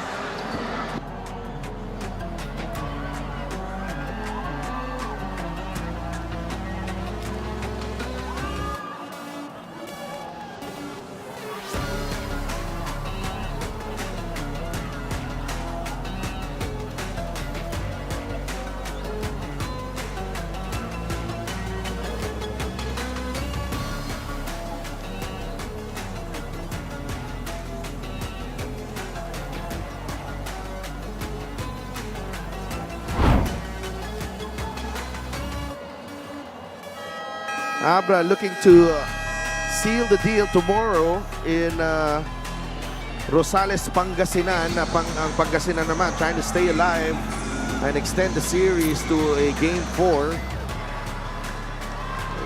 Abra naman, tuloy-tuloy lang. They've been rolling since I don't know when. Tagal na. They have not lost since March, I believe. Yep, March. Look at our matchup update. Judel, 19 points, 4 of 6 shooting, 18 points naman para kay Carlo. Judel, 16 in that first half. Carlo had 11 in the first half.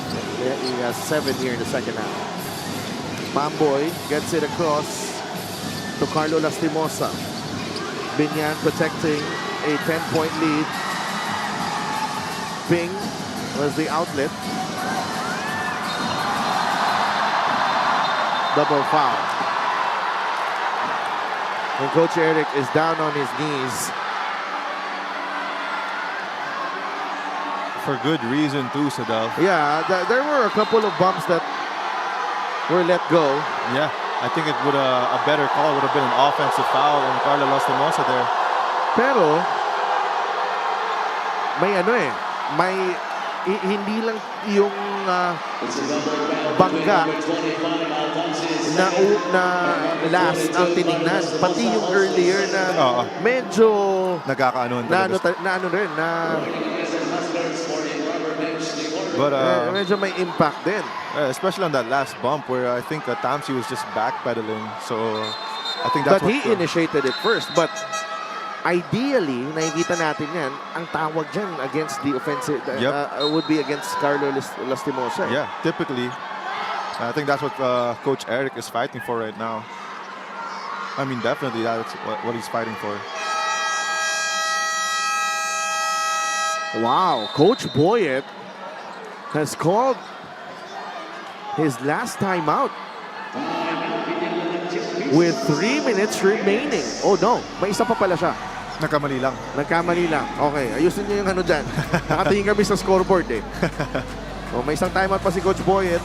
They are up by 10 with 3 minutes and 7 seconds remaining.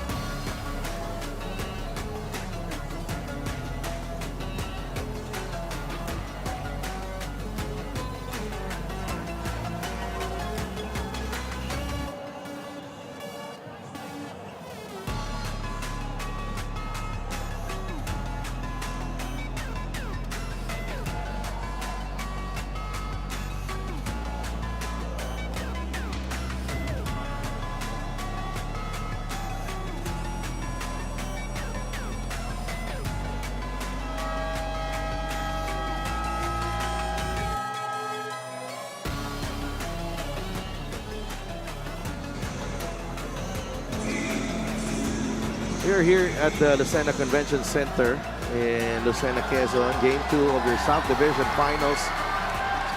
The Huskers down by 10, but they're up in the series 1-0. Ruka Curva will attack the runner from Kenny. Off. Rebound ni Pingris. Another possession for Biñan. Rebounding has been a big part of this narrative here for Biñan. 3 seconds in the shot clock. Pamboy, the shot, it's short. LJ with the rebound. It's with Fuentes. Fuentes will fire. No. Opiso back out to Tamsi. LJ. 10 seconds in the shot clock. Gonzalez. Binigay kay Opiso. He'll shoot the 3 and he will miss.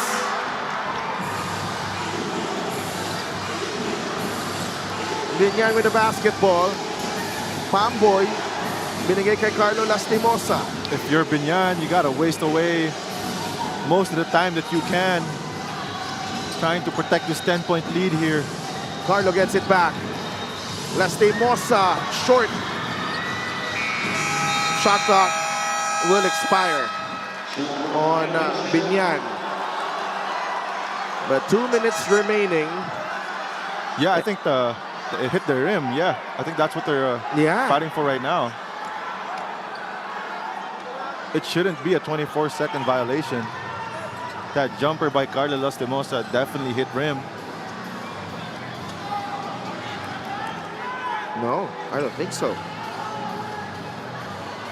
Ooh, I don't think so. It hit the board. You're right. You're right. But we have still have 2 minutes remaining in this ball game.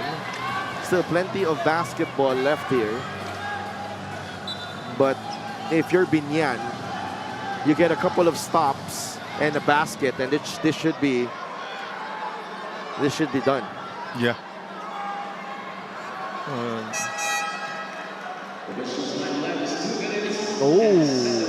Binalik yung oras to 2 minutes and 7 seconds. Now Banal returns for some 3-point shooting. If you're the Quezon Huskers, no, not yet time to panic here in this situation. I think what would be really effective for them right now is to give the ball to the hands of LJ Gonzalez and let them operate off of that pick and roll situation.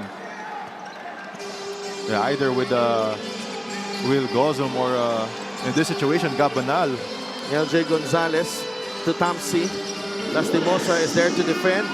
Gozum inside. Nice help by Ruka Curva, but Gozum scores. It's down to 8. Ang lamang ng Biñan, 7 points for Will Gozum. Still a very, very winnable game for Quezon. Assist of the game is powered by 747 Live. Dito ka sa legit. Biñan unable to get the stop that they need. Ruka Curva. Almost a steal by Judel. And it's a jump ball. Gonzalez running into Pamboy Raimundo. The Huskers will regain possession. Both players going for the ball. Oh, what a dive there by Judel Fuentes. It's just the effort of a player. Both of them, LJ Gonzalez, Judel Fuentes, effort of players who want nothing but to win. Yeah. Just sheer competitiveness. You know, if you know, when in their younger years, kung soft drinks na ngayon pag naglalabanan, nagda-dive ka. Ano pa kaya ngayon? Ayun nga, diba? Under the bright lights. Division finals. Division finals of the MPBL. We will return dito sa Lucena.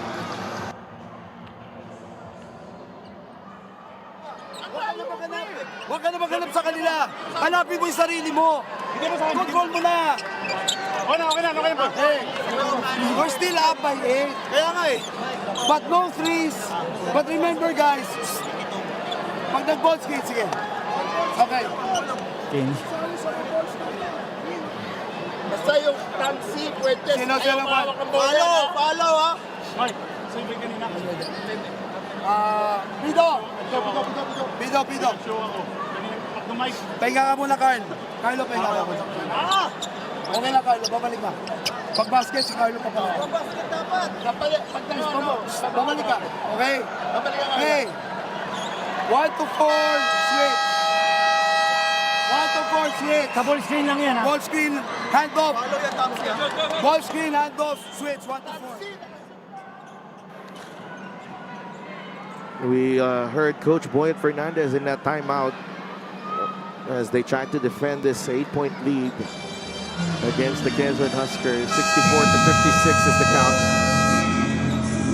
Only one timeout left for both teams. They're already over the limit.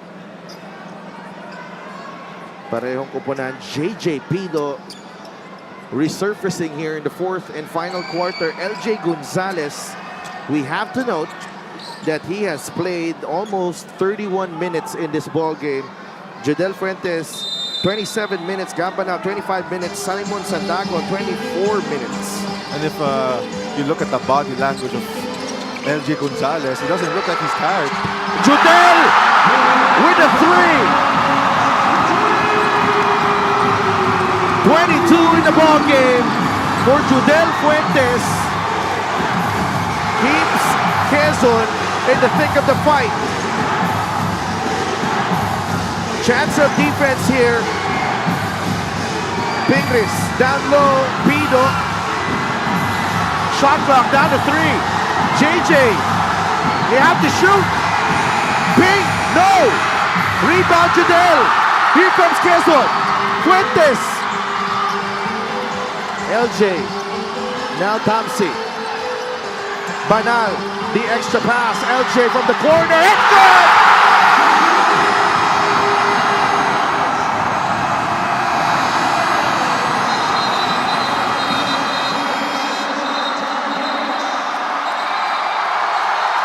The Huskers pull to within 2 with 46 seconds remaining.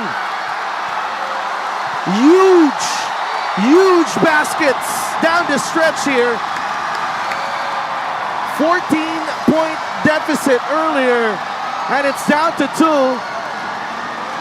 A barrage of triples. And that's why you can never count out Quezon being the #1 3-point shooting team in this league. What more can you ask for your best players?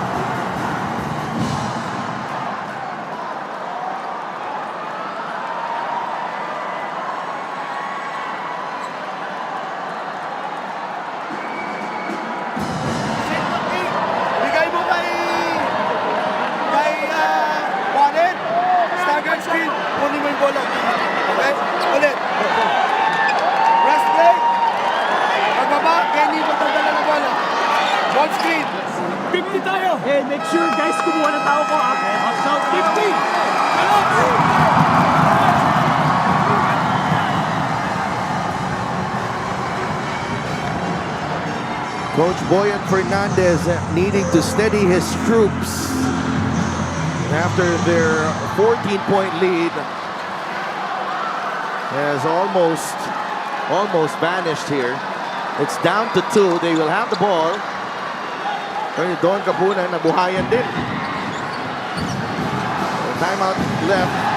Quezon has 1. Biñan is out of timeouts. Both teams in penalty. Roca Curva against Tamsi. Gets it to Lastimosa. Inside. Carlo scores! What a quick hit from Carlo Lastimosa. And it's a 4-point lead for Biñan. And that's our fast break of the game, brought to you by Extreme X-Play on-the-go speaker. Take your music anywhere. What a response from Biñan. What a quick hitter there. You would think that they would try to waste away as much time that they can, but on that situation, Carlos Lastimos is proving his worth.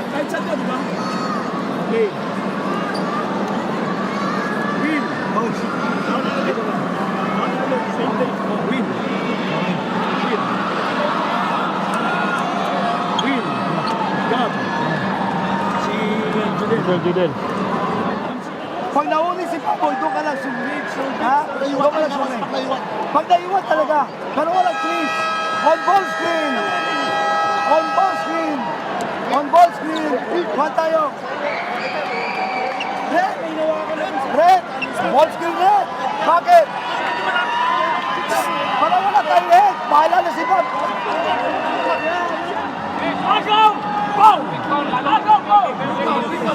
Wala na siya tayo. Si Pingris, Paul. Si Pingris ha.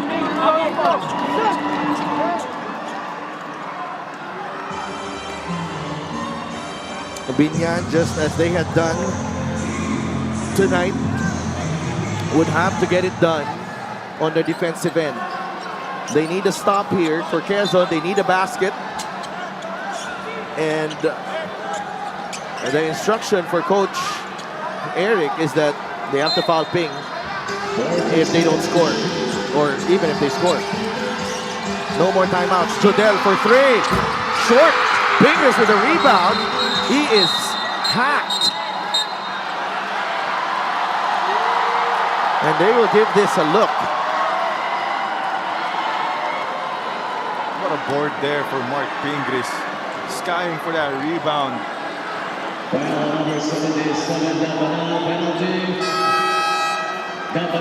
could seal this game with free throws. Mabawi lang din yung galing game 1. Yung mga mintis niya. Yep. But you need everyone. Coach Boyet needed everyone to be in this position right now, Andre. Yeah, everyone needed to be on point to get this W, especially against the #1 team in the South. Bing could not convert on the first.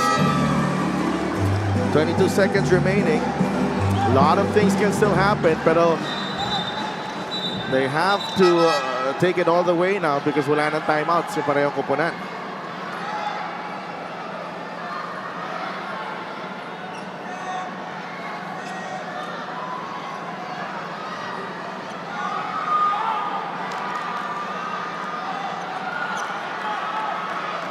It's still far from over. That's why Coach Eric fielded in Vince McBoos as well. You need all the three-point shooting you can get. Some of the people in the crowd are headed to the exits, but there might be a twist in the tail here.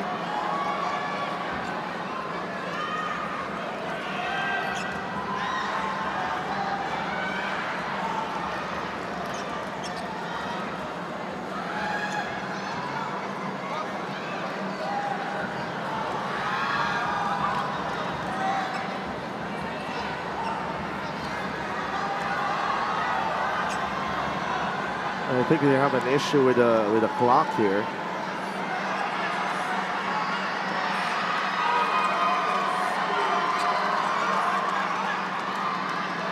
Yeah, they're talking things over.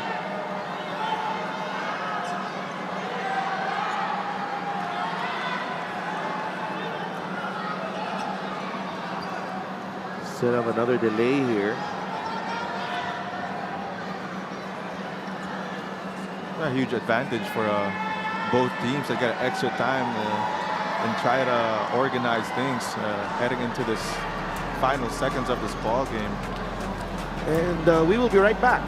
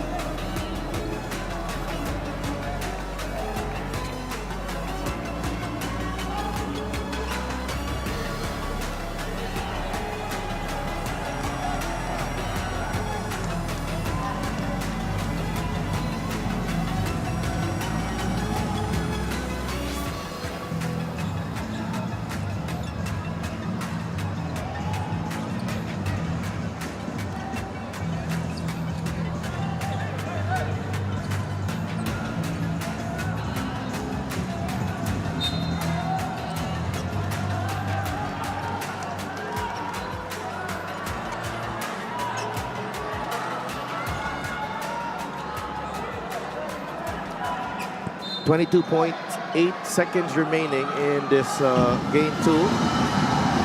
Biñan trying to equalize in this series. Bingris makes the second. 5-point game. Shot clock is off. Gonzalez has played the entire fourth quarter.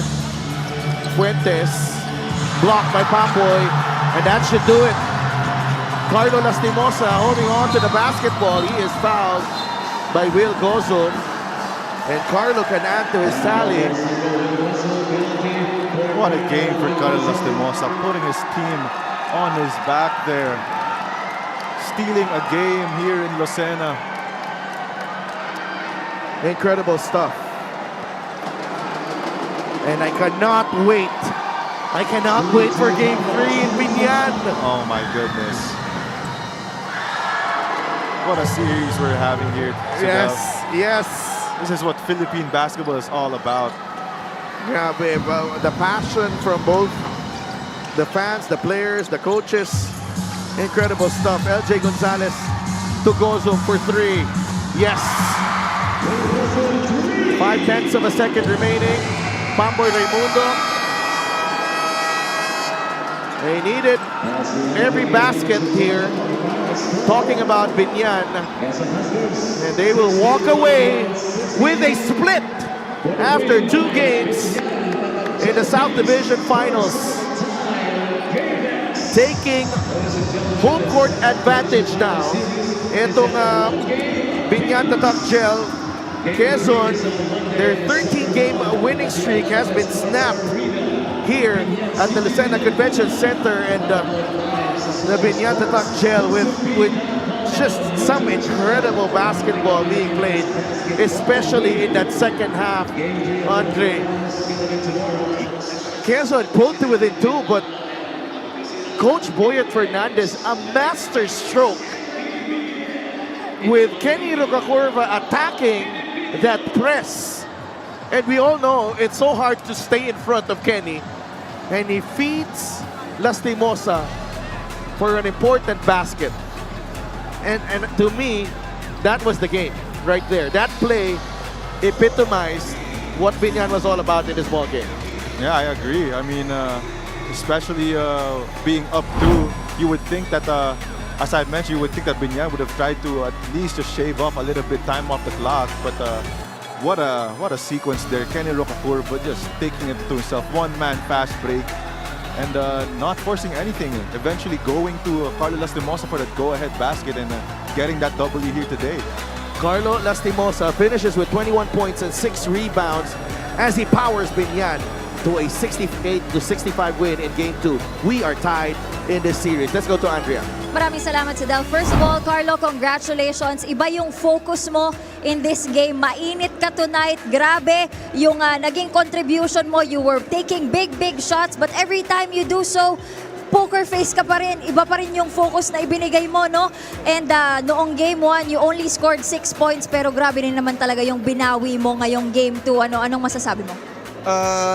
We just can't go down 0 and 2. So, kailangan namin tablahin yung series. So, we have a chance sa Game 3 and 4 sa hometown namin sa Biñan. So, we're gonna be ready for it. In the last seconds of this game, after noong back-to-back 3-point shots ng Quezon, binawian mo agad sila. Ipinaalala mo sa amin who is Carlo Lastimosa. What were you thinking during those moments? I just wanna win the game. Talo kami dito nung Game 1, so I just wanna come back better sa Game 2. So, pasalamat kay Lord na nagawa ko naman yun. Pupunta tayo sa home court ninyo for Game 3. Sino mga gusto mong batiin at pasalamatan? Go ahead. First of all, I wanna say hi to my wife, Leia, and my baby Winter. They're watching right now, and the Yayas, and Cha, and Kuya, everyone, my family. And Boss Monching, we miss you. Wala ka ngayon. And Boss Rubentan, ng Beast Motorcycle Tires, GameX Sports, Victoria Sports, Boss Nuevo, Mayor Jal Alonte. So all the supporters of Biñan, supportan nyo kami sa Game 3. Maraming salamat. Once again, our best player of the game, Carlo Lastimosa, was brought to us by 747 Live. Play what you love, win what you deserve. Back to you, Delphine Andre. Maraming salamat, Andrea. Congratulations. Carlo Lastimosa locked in for Game 2, and he delivers the goods for Biñan. And here we go with our playoff bracket. May update na po. Biñan is on the board in the South Division Finals. Abra 2-0 up against Pangasinan. They will go for the jugular tomorrow night. 7 p.m. tip-off. Abra leading the series 2-0. They can punch their ticket to the national finals with a win. Pangasinan can extend the series to a Game 4 on Saturday with a victory at the Robert Estrella Memorial Gym in Rosales, Pangasinan. What an evening for basketball. So glad you can, everyone who joined us tonight on the live stream and just monitoring the game. Maraming salamat po for supporting the MPBL. For my partner, Andre Duremdes, our courtside reporter, Andre Indician, for all the men and women making up this wonderful, hard-working team here. Maraming salamat po. Ito po si Delf Tupa saying good night from the city of Lucena in Quezon Province.